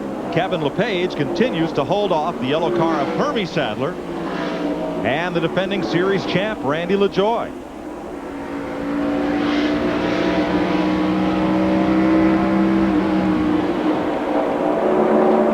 LaJoie goes into the turn just a little bit faster, able to stay down on the inside a little better than Hermie, but now Hermie's trying to get down on the inside of LePage, but that didn't work either. Another driver who's fallen from the field with Ralph Shaheen. Nathan Butke. Nathan, what put you out? Well, first of all, I got to thank CarQuest and Duragos and Mark 3 Racing for helping me out, keeping me in this business. We had an engine problem. You know, track position was everything today. And we started back in the back, and we had an air gun mess up on us in the pit stop, and we lost track position. The engine started sputtering, not sure what it is, and just put us out. We're not running for points, we're pulled it in. Nathan Butke out of the race as we watch the race for third, and back at the lead, Stephen Park has taken off from the car on the right side of your screen, Elliott Sadler. I would have to speculate that maybe something's happened to Elliott Sadler's car, because he's not able to keep the speed through the corners he was having just a little while ago. You can see third, fourth, and fifth moving in on him just a little bit. He's been out there a while. All of them have on that set of tires that they got on. Some cars work better on older tires than others, and it looks like Steve Park might be the man right now that his car works better on the older tires. As we watch these three continue to battle for third, fourth, and fifth. Best race on the track between Vermont's LePage on the left, Virginia's Sadler, and Connecticut's LaJoie. Where's Todd Bodine? He was right with these cars about 10 laps ago. Now, Bodine is still running in the 6th position, but he's lost touch with that group. Here's Bodine. There's one reason. Professor Baker, you don't have doing? to be a professor to know he's in trouble. He's a little bit loose coming off the corner. You see him turning into turn 1 here. See his hands very still. Now you watch his hands. Just a second ago they were very, very busy. When he got back in the throttle, he's nursing that race car around the racetrack. The chassis is not like he wants it to be, but that corner was pretty smooth for him. I think he slowed it down to where he can control it. Let's watch him up here in 3 and 4. Here's the trouble as he comes off turn number 4. Has to work that wheel just a little bit, and he may have slowed his pace just a little bit. Sometimes, as Darrell Waltrip's often said, you have to drive slow to go fast. Let me tell you, when you start turning right to get off a corner, you're too loose. And I think the lap that we saw him really yank on that steering wheel, that got on the gas a little bit too early, put that power to the wheels, and it broke it loose. There's another component here. These cars are beginning to get light in the tail as they're running low on fuel. It's been almost 100 laps since the leaders have been on pit road. So pit stops will be coming up soon here in Milwaukee. CBS Sports coverage of the Milwaukee 250 will continue after this message and a word from your local station.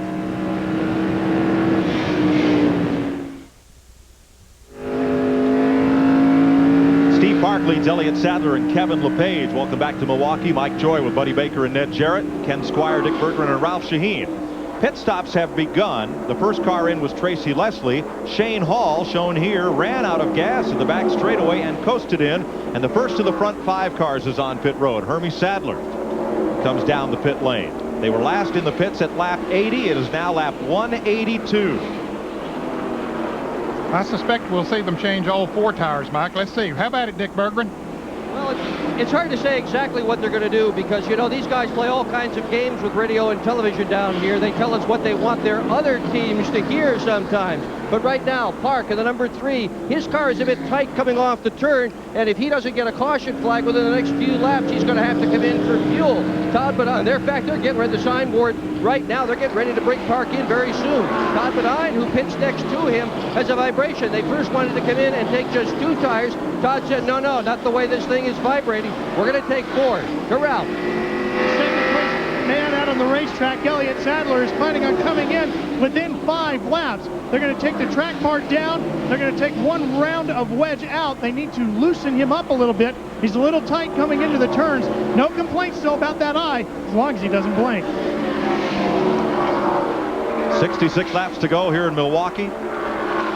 Steve Park, your leader, getting set to come in. Here's Todd Bodine running in 6th place. Make that 5th place now with Hermie Sadler's pit stop. I'm sure there's some fans out there wondering, well, why wouldn't they go ahead and they know they have to come in at some point or another. Why don't you go ahead and come in now? Well, they're hoping that they might be able to catch a caution and make their pit stop then. But Randy LaJoie is coming down pit road right now. And here's LaJoie coming into his pit stall. Dick Berggren's there. Randy LaJoie is in. He's going to try at least 2 tires. He's parked far enough out from the pit wall to do a 4-tire change. In fact, he's parked even a little further than he has to do a 4-tire change. Let's see what he does. It's going to be 4. LaJoie is going to go for 4. LaJoie, last year's champion, trying for 4 tires. Question is he going to get lapped? Yep, he just did. Sadler just went by LaJoie, and he's down 1. But Sadler's going to have to pit. So are all the rest of them, Mike. 22-second pit stop for Randy LaJoie. Todd Bodine is now in. You see Matt Kenseth on the left, Mark Green on the right, getting pit service. Only 2 tires for Matt Kenseth. Dick Berggren. Todd Bodine is in. So far at this stop, as opposed to the first one, is going smoothly. Mark Olson up front's doing well. Jay Fabian on the rear tires. Everything's going just fine for him. He's a little bit behind the front. John Fabian, the Jackman, has got the left sides up. A much better stop for Bodine. They are cranking Wedge into the car right now, and there goes Bodine. To Ralph. Elliott Sadler is in as well, and he pulls far enough out that he can take on 4 tires. They go to work on the right side. Now they swing around to the left side. They already have 1 can of fuel in, and they're getting the 2nd can in now as the left side tires go on. This car was tight coming up into the middle of the turn and coming off, but with some minor adjustments, he should be better now for the final stages. 23.7 seconds. The stop on Elliott Sadler. Kevin LePage has stopped. Mike McLaughlin is in. So is Glenn Allen. Green flag pit stops. And this is where everybody holds their breath just a little. The drivers that have stopped, hoping the caution does not come out, while some drivers on the lead lap are still out there. And it looks like the leader is about to head down pit road right now. There he is, Steve Park. And that's the one that they were all wanting to come in. Dick Berggren awaiting Stephen Park. They could not have gone much longer without running out of gas, Mike. They're pushing that 100-mile mark on 1 tank, and that is just about the outside limit. Park doing a great job. He parked this thing right on the marks. Absolutely perfect job. And what a year this guy has had. Of the first 17 races so far, almost a third of them have been in the top 5. Just an incredible season. Park, little problem on the right side of the car. Going to be 2, going to be 4. Nope, they're going to do 4 tires on Park's car as well. This is a slow stop. He's already been here 24 seconds. That problem on the right side has really cost him, and they're going to hold him. NASCAR is going to hold Park on pit road. He's being penalized. Came in too hot, a 15-second penalty. Oh, the crew just doesn't believe it. NASCAR on pit road. NASCAR has a speed limit. 43.1 seconds. Oh, wow. Tony Uri can't believe it either. NASCAR has a speed limit on pit road, and coming into the pit, Steve Hart was adjudged to have exceeded it. And that's the reason for the penalty. The official writes it down in his book, and there is no appeal from a timed penalty like that. There's Elliott Sadler back on track. Elton Sawyer should pick up a few positions. He took on only 2 tires. And the leader is Buckshot Jones. Last year's surprise winner here. There's Todd Bodine and Elton Sawyer. Now remember, Buckshot pitted on the last caution that we had. There was about 100, and it was near the halfway point when he made his pit stop at like 122, lap 122. So he can go a while yet before he needs to stop. Hey, he might get a caution to make his stop, and maybe he can go all the way. I don't know. I doubt it. That would be 128 laps, and I think that'd be too many. Well, Ned, if they had a lot of caution laps, as they did here last year, they might calculate that they could go all the way, because on a caution lap, won't you burn about half as much fuel as you would on a lap under green? Or even less than half, yes. Mike, when you're running around under caution, you're about 3,500 RPMs, and you can see 8,000 when they're under the green flag, so quite a bit of difference in the amount of fuel that you use on a caution lap. Well, today we've had only 5 caution periods. Very unlike last year's race, and a much more competitive event, so that would be long odds on rolling those dice. Now the cars, we mentioned that they made pit stops on that at 122 laps. Dick Trickle made one then. He's currently in 2nd place. So did Joe Bessie and Bobby Labonte. All of those drivers made pit stops back there, so they're in good shape for perhaps another 20 or 30 laps. Last year there were 59 caution laps in this race. There have been only 27 today. We'll find out from Buckshot Jones' pit just what that strategy might be. Ralph Shaheen is there. Ricky Pearson is his crew chief. Ricky, what's the story? Can you go all the way? Is Buckshot good? No, we can't go all the way. Probably like 125 or something. You know, we spun over there on 122, so we can go about 104 or 5 laps on fuel. So we have to stop again. Will you come in just for a splash of gas? Oh, yeah, just for fuel. There may be a minor adjustment. Things a little too tight off the corner now, but it's pretty comfortable right now. Mike? Now, boy, if they'd get a caution flag, they would be in great shape. There are only 12 cars on the lead lap. And like Steve Park, with that long pit stop that he made, he's a lap down. Kevin LePage is on the lead lap. He's about 27.5 seconds, almost a lap behind, but at the speed that he has been running out there and made a good pit stop, well, he is on the lead lap. So some of the drivers who have pitted are still on the lead lap. Now, Ned, the front 5 drivers have not stopped. Buckshot Jones, Dick Trickle, Joe Bessie, Bobby Labonte, Rick Fuller. Those 5 drivers have not made pit stops under this sequence. Next would come Randy LaJoie, Elliott Sadler, Todd Bodine, Elton Sawyer, and Hermie Sadler. And boy, that penalty cost Steve Park. He's back in 17th position. It really did, and a lap down. Steve Park and Dennis Setzer got together out on the racetrack as well. Here's what happened. See Dennis Setzer on the inside there. Steve Park is trying to get under him as they start towards the outside of the corner there. Little contact right there. A little more than just a little. He touched him pretty good as they come out. Dennis Setzer was able to maintain control over the car, though. No damage to either one as Steve goes by Joey McCarthy. He's posted in 17th position. Now, each of these leaders will have to pit. We've got 53 laps to run. How about Dick Trickle up to 2nd place after a tough day in Daytona? Feeling tough coming in here. He trails Buckshot Jones right now by 7 seconds.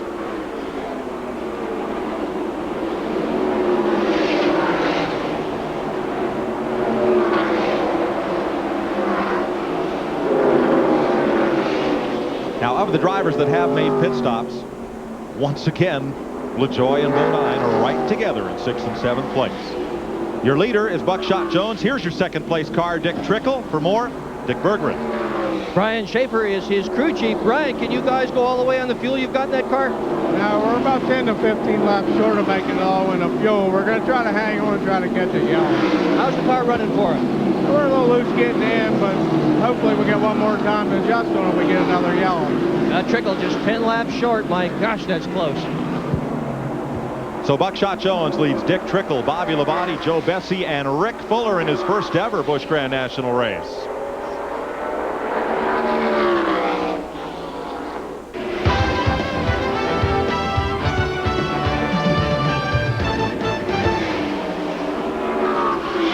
Welcome back to the Milwaukee Mile, where last year's winner Buckshot Jones leads Dick Trickle, Bobby Labonte, and now Randy LaJoie has climbed to 4th in front of Joe Bessie.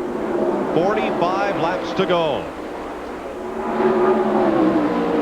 There's Trickle, 2nd place car, number 64. Running in reverse order of last year's finish. A year ago, Dick Trickle was leading this race with just over 3 laps to go. Here's what happened. Mike, he's getting a lot of pressure from Buckshot Jones. You see him get out in the loose stuff there. He gets back in the throttle. Watch it go all the way across the racetrack into the inside wall. 3 laps from the end. And Buckshot Jones held off that number 34, Mike McLaughlin, to win his first in the Grand National Series. Roy Buckshot Jones.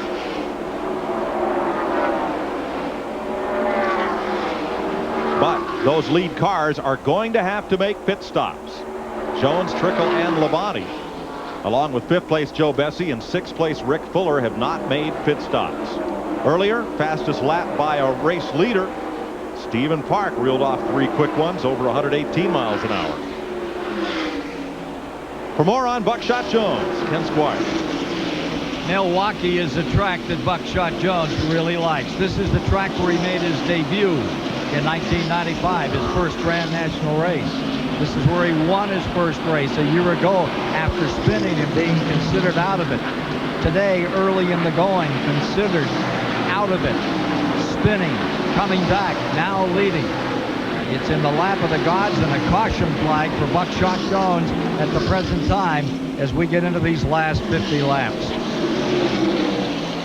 Buckshot's fortunes here took a definite upswing 2 years ago.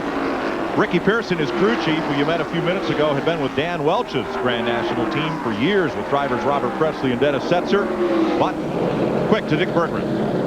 Bobby Labonte is making an unscheduled pit stop right now, Mike. The problem, a flat tire. They're not positive which one it is, so they're changing both right side tires, and in fact, they're going to come around to the left side of the car and change the lefts as well. Labonte has really had his problems today. This has been anything but smooth. Despite that, before this pit stop, he had worked his way to the front of the back. Of course, Bobby was one of those drivers who had pitted back on lap 122. He had gone about 85 laps on this run since he had made that pit stop, but that will put him perhaps a lap down. In fact, it will show him a lap down back in about the 18th or 20th position. He was the 5th place car at the time of the stop. We're saying Buckshot Jones crew chief Ricky Pearson, when the Welch team folded, Pearson was jobless and hooked up with this 00 team and helped bring Buckshot Jones to victory lane here at Milwaukee 1 year ago. There's your 2nd place car, Dick Trickle. As we said, he's done a great job, has the flu, toughing it out. Now he also, like Jones, has yet to make a pit stop. Of the cars that have stopped, here's the first of those, Randy LaJoie. In a moment, here's first Joey McCarthy. He's had a lot of trouble today, a couple of spins, a slow roll, and 20 laps off the lead pace.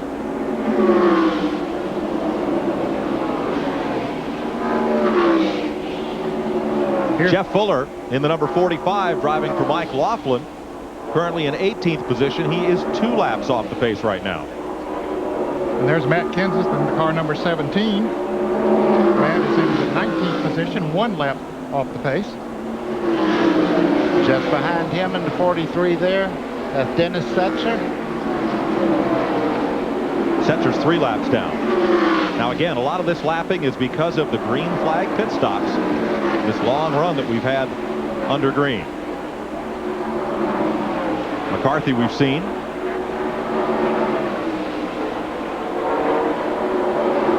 And there's Johnny Chapman. Chapman's number 89 is 2 laps back. He's in the 20th position.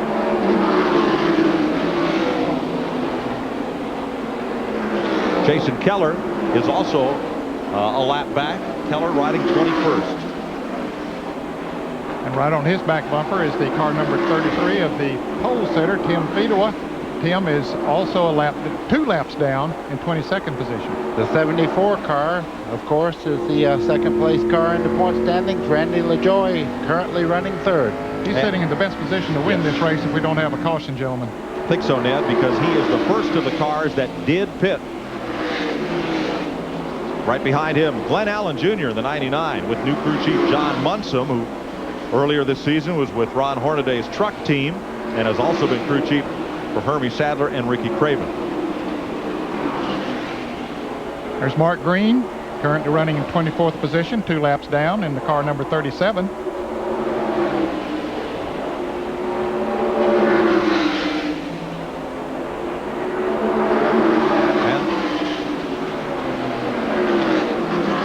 And 80, Mark Crow currently running 30th, several laps back.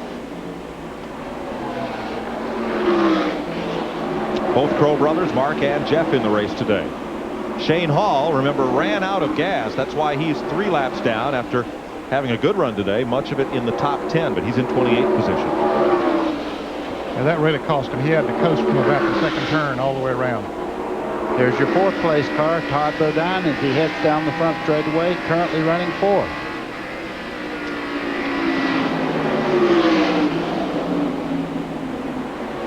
Todd, the point standing leader. And here's Elliott Sadler.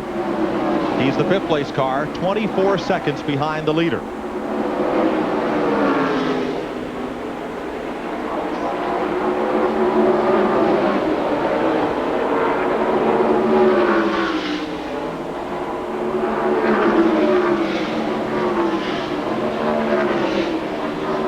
Kevin LePage.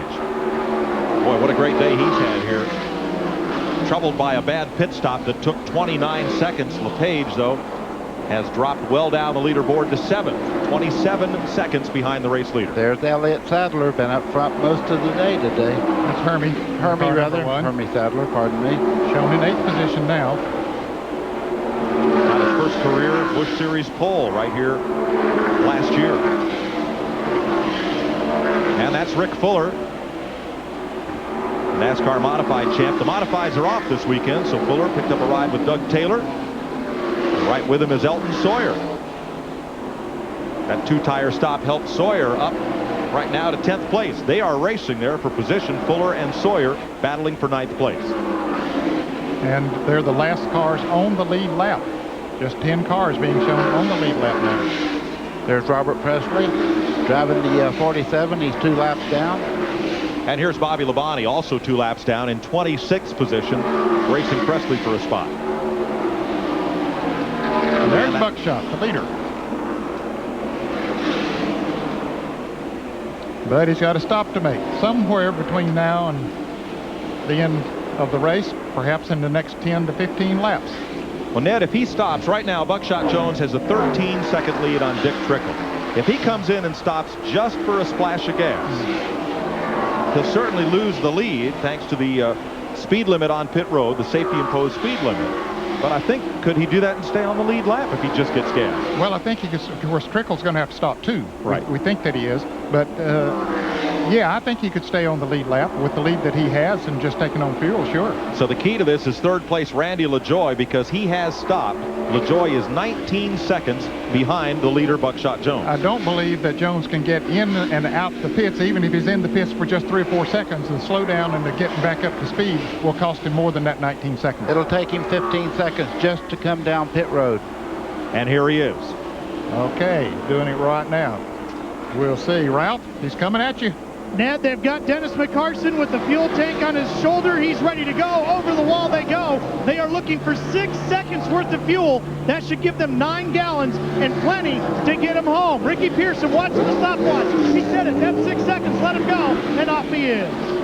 An 8-second stop for Buckshot Jones. It will take him out of the lead and elevate Dick Trickle to the front spot. Here's Jones coming back up on the racetrack. Now that's Kevin LePage going by. LePage moves up into 5th place. Jones is now 6th as he tries to come back up to speed. Well, we were comparing with Randy LaJoie. Now Randy LaJoie is coming off of turn 4 as Buckshot goes into turn 3. So he did move ahead of him and gain that much track position on him. Buckshot Jones will fall to 7th place. Dick Berggren. The owner of the sponsor of the number 64 car, Dick Trickle, is driving his Sonny Howard. He is a former top writer for the program Laugh-In on television, also a former stand-up comic on the Ed Sullivan Show. But there is no laughter in Dick Trickle's pit right now. I just talked to Dennis Shoemaker, the owner of this crew, and he says we must stop for gas. We can't make it. Well, we'll see what happens, Mike. He'd have to go 127 laps, Dick. And the NASCAR folks, I think, made a comment last year that if somebody ran, or last week, somebody ran that long, they would take that car apart to the frame to have a look at it and where the gas might be. So here's Trickle moving up on Steve Reeves. 6 times this year he's led.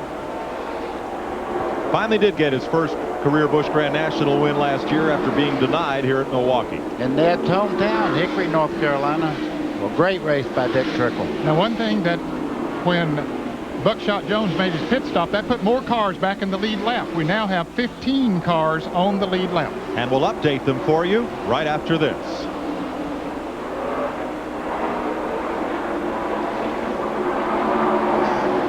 Sportsline.com. How about leadchange.com right here? Without having to make a pit stop, here goes Randy LaJoie on the outside to take the lead. Trickle on the inside in the red car. Randy LaJoie in the blue number 74 on the outside, and that is for the lead as they battle for it. LaJoie has already made his pit stop. Trickle is expected to make a pit stop. And LaJoie's teammate Tim Fedowa in the number 33 trying to get back on the lead lap here after starting on the pole.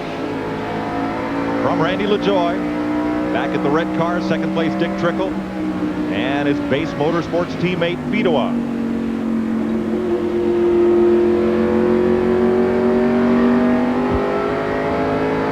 Here's Steve Bird, crew chief or team manager, excuse me. Willie Nasmith's his crew chief. Well, Willie tell Randy LaJoie, say, hey, your teammate's back there on your back bumper. He needs to get back in the lead lap. You guess he'll tell him that? Probably not. I don't think I would. I would be more concerned with the car leading the race right now, not to make a mistake by pulling over and maybe getting sideways or something. Well, LaJoie has a 5-second cushion on the second-place car. Might he let Fidoa go? Buddy, you've raced as a teammate. What do you think? Let me tell you, when I had teammates, we always raced our car. We didn't worry about the other one. Okay. Now here's Todd Bodine, who's now in 3rd place. Working around Mike Dillon. He's also made his pit stop. Boy, Todd's hands very still on the steering wheel as he went through the corner there. You see Fidoa trying to make the move on the inside, but couldn't do it. The lap car of Steve Reeves up high probably didn't give Fidoa enough room to get past LaJoie on the inside. Fidoa is in the 17th position, 1 lap down. Matt Kenseth was a lap down, but he passed Dick Trickle a few laps ago and got back on the lead lap. 16 cars on the lead lap. Let's see if Fidoa can get close enough to try it again. Well, we're watching to see if he can. We promised you that we'd update you on who is on the lead lap. Randy LaJoie, Dick Trickle, Todd Bodine, Elliott Sadler, Kevin LePage, Hermie Sadler in 6th, Buckshot Jones in 7th, Elliott Sawyer, and now Steve Parker's got back on the lead lap. Joe Bessie, Rick Fuller, Dale Shaw, Phil Parsons, Tracy Leslie, Mike McLaughlin, and Matt Kenseth. Those are the 16 lead lap cars. Let's go to round. Mike, Todd Bodine is running 3rd today here in this Busch Grand National race. He hopes to win a Winston Cup event next year. He has announced that he will be behind the wheel of a Pontiac for 3 years on the Winston Cup Tour starting next season. He plans to debut his new race car at Atlanta at the season finale for the Winston Cup Tour. He is trying to talk his car owners into even maybe debuting it at Charlotte in October. Well, he's just taken 2nd place from Dick Trickle. As you ride with Todd Bodine and saw him move around the outside of the Dennis Shoemaker Chevy, the Trickle drive. 14 laps to go. Randy LaJoie and Todd Bodine are once again 1-2. Now there's LaJoie lapping past Matt Kenseth. Mike, as you can see, he's hung on the outside there. Kenseth trying to stay in that lap there, but you can see it really hurt the progress of the 74 of Randy LaJoie. And I guarantee you Todd Bodine was smiling when he saw him hung on the outside like that.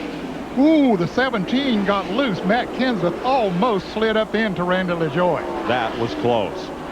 Joe Bessie has made his fuel stop. That leaves, I believe, just Rick Fuller, who has not made a stop yet. 13 to go. And Dick Trickle. Dick Trickle yes, has not made you. that pit stop. They're apparently going to try to nurse him to the end. So Kenseth goes a lap down. That'll put 14 cars on the lead lap. Great battle here. Elliott Sadler, 4th place. Kevin LePage, number 88, in 5th. They've been close company all day.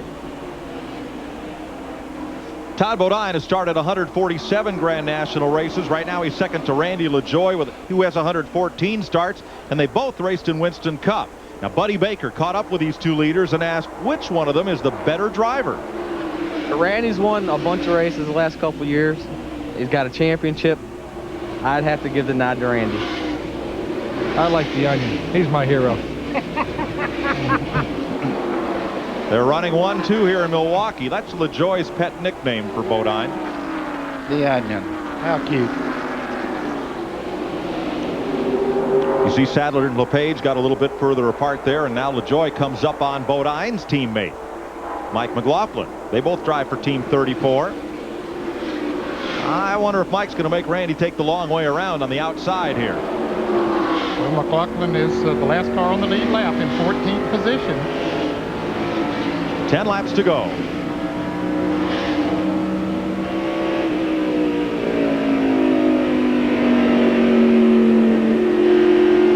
That lead at 2.66 seconds. And LaJoie is not having an easy time getting past McLaughlin. No, he's not. Well, you race for every bit of the real estate that you can get out there. You don't just roll over and play dead because the leader comes up behind you. One thing you don't want to do is lose a lap anytime. So you see LaJoie looking to the outside. McLaughlin pulls over to the inside.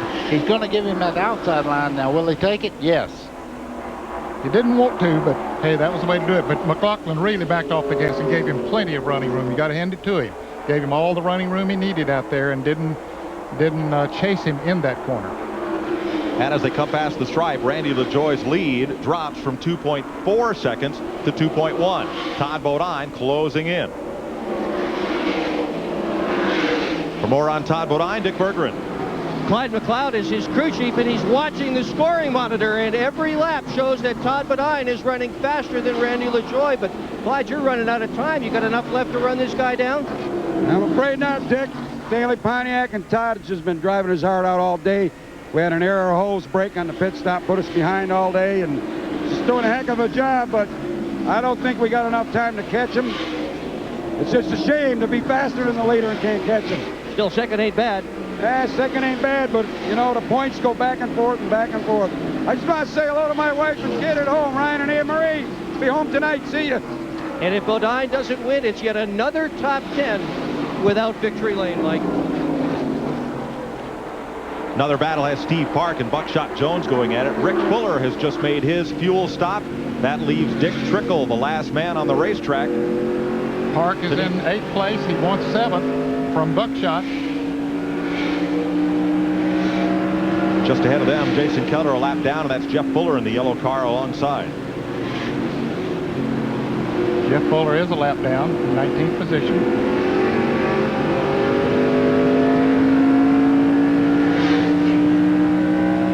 Well, that's a heartbreaker for Steve Park, who was one of the drivers that was the class of the field for a long, long time. But a long pit stop and a 15-second penalty has put him back in the field. All right, here's your interval. There is LaJoie on the left side of your screen, and a moment ago we had Todd Bodine on the right side of your screen. There he is, the yellow car. That's the distance between first and second place. Well, you can see Todd's giving it everything he can as he comes up on his teammate there as they start through the corner. Now, you watch his teammate give him plenty of room because he's really driving his heart out, as they said, but he's running out of laps. 5, make it 4 to go. Randy LaJoie picked up this ride when Johnny Benson, who won the Busch Grand National title for BACE Motorsports in 1995, left to go Winston Cup racing. LaJoie had started the 95 season in Bill Davis's Winston Cup Pontiac, but parted company at mid-year, and that dismissal eventually led to a Grand National championship for LaJoie. They have been a major force to deal with since of course, that car was already winning races, and he won the championship with Benson, and LaJoie stepped right in it and has kept the pace. And that team has a lot of depth. Steve Bird is the team manager. He oversees both LaJoie's and FINA's efforts. Billy Nasowitz is the crew chief. Dick Trickle on pit road, the last car to come in for fuel. Boy, he made farther than I thought he would. Well, I see him going around the racetrack. He and Kevin LePage made contact there. Tough break for LePage, who was up there in 4th position. What a heartbreaker for Kevin LePage. Man. Back into that car is used up. 2 laps to go. Caution is out. Mike, look at the damage to the back of LePage's car. The whole back end is right down on the ground. Kevin LePage was 2 laps away from a top 5 finish, and it's all for naught. Boy, that is a heartbreaker. And Todd Bodine has crashed here on the front straightaway. Does not look like that car is going anywhere. He's waiting on the traffic to get by. The last thing you ever do is pull back out in the traffic. And buddy, the left front wheel is locked. It won't steer, it won't turn. The right front tire is down, and Bodine is going to try to just squeak it across the line. 1 lap to go. White flag is out. Bodine struggling to just get across the line and come around. Mike, I believe he'll make it around. All 4 wheels are turning on the car, it looks like. What a bizarre finish here in Milwaukee. And the BACE Motorsports crew looking to see that their car has come through this unscathed. There's Randy LaJoie first behind the safety car as they roll past Kevin LePage. Well, that's it. It's just about to stop. You can see, as you said, the left front wheel is turned all the way out. To the flag, Randy LaJoie, under caution, will win his 9th career Grand National race. And because of Todd Bodine's crash, LaJoie may retake the point lead. Now, Bodine was rolling around very slowly with flat tires and a lot of damage to his car. And there is Todd Bodine. He is parked up in turn number 1. He cannot complete the last lap. He just simply had too much damage. The car would not get back. See him crawl out of the car now. Wave to the fans. Bizarre is the way to characterize this finish. First, we'll show you Kevin LePage's incident here with Dick Trickle. Trickle down on the inside. Might have went up just a little bit as LePage was coming around him, and they clipped, touched, and around LePage went into the wall. Ruined a good top 5 finish. And here's Todd Bodine. Got way down to the, way down to the bottom of the racetrack with that's Chris Diamond that he got up on top of there. He was hit from where he was. Oh, they come up on a car and it just runs all over. That was Chris Diamond in '68 had backed off. look and listen.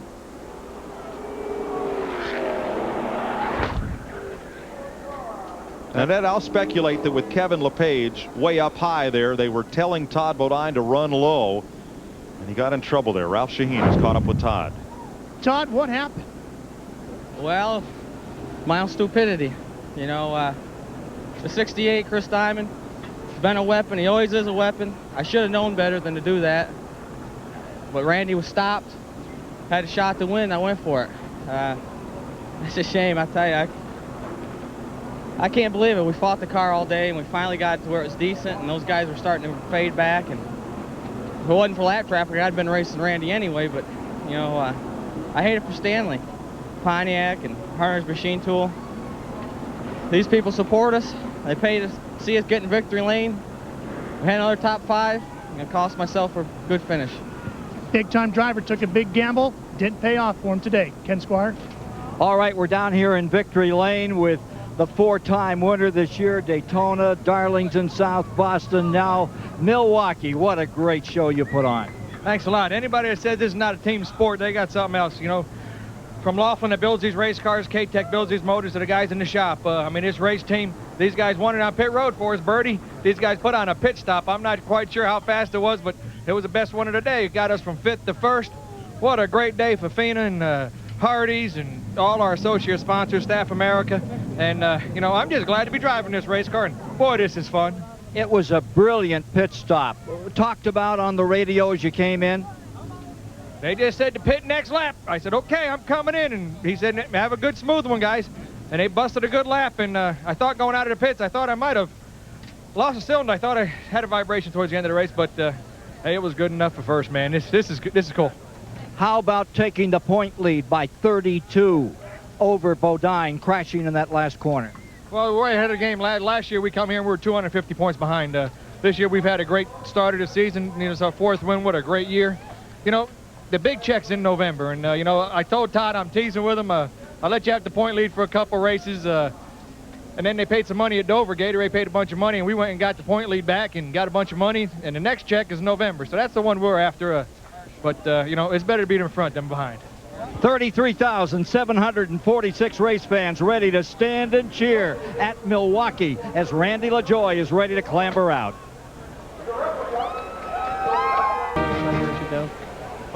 Welcome back to Milwaukee, where a competitive race has turned into a wild finish. Let's meet the runner-up. Here's Dick Berggren.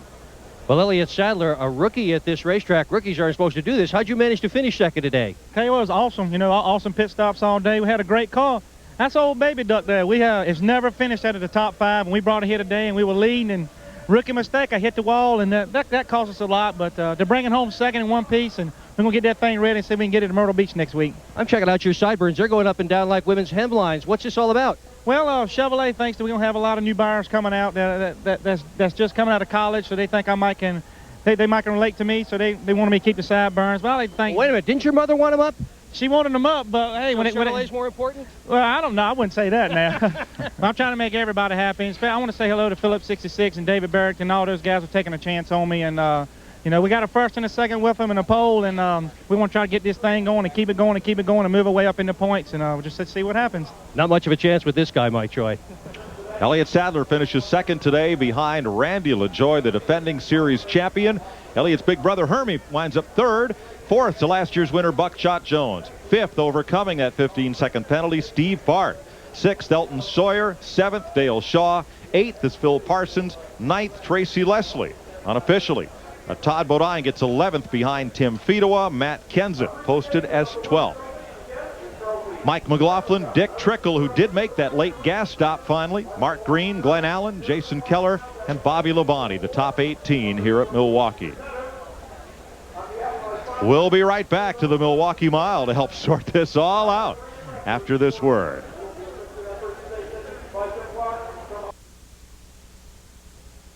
CBS Sports coverage of the Busch Grand National Series is sponsored by Valvoline, the #1 choice of America's top mechanics. AT&T, it's all within your reach. And by the more than 1,575 AutoZone stores across America. AutoZone, the best parts in auto parts. Welcome back to Milwaukee, where not only was it a rather bizarre ending, but not only Randy LaJoie thinks he's won the race. Here's Ralph. Well, Phil Parsons is currently credited with 8th position, but Phil, you think there might be a scoring mistake. Give me your story. Well, they claim that when we made our green flag pit stop, we had a vibration. They claimed we were a lap down, and we were running 7th at the time, about a straightaway behind the leaders. So, you know, we pitted early, and then we came out a lap behind, about a straightaway ahead of the leaders.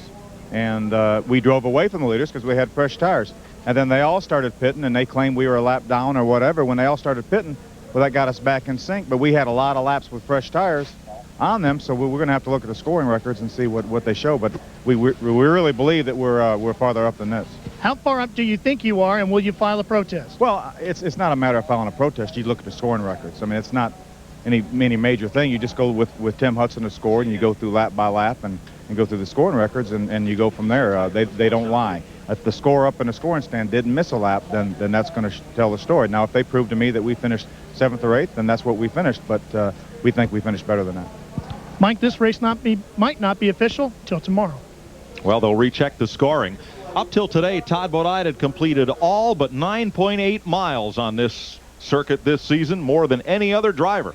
He completed all but the last one today. Coming up, Motorola Western Open, the final round coverage. Tiger Woods leads by a stroke. You'll see that next year on CBS. But first, Todd Bodine with just a lap and a half to go here. Look at what happened. He runs up over the top of the number 68. There you see it again. That's Chris Diamond that he hit and then careens over to the outside wall. Both drivers were trying to get to the bottom of the racetrack, and Todd Bodine hit a landmine. Point standings. The lead flip-flops again. Randy LaJoie is the new point leader. Todd Bodine second by 32.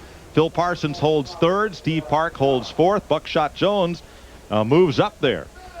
And Mike McLaughlin, the top half dozen with 18 of 30 races completed. To close out the day, Ken Squire. Well, it wouldn't be Independence Day, 4th of July stock car racing if you didn't have a little controversy to wrap it all up. But for the 33,000 plus that came here today, what a race they saw. 6 cautions to decide it all before it was over in favor of Connecticut's Randy LaJoie for his 4th win of the season. And this battle's going to continue right down to Homestead, Florida at the end of the year, and CBS will be there to bring it to you. So stay with us throughout the year for great NASCAR racing right here on CBS. So for Mike Joy and all the gang here today, Ned Jarrett, Buddy Baker, Dick Berggren, and Ralph Shaheen, Ken Squire saying so long from the Milwaukee Mile, where today it has been won by Randy LaJoie, the 1997 Milwaukee 250.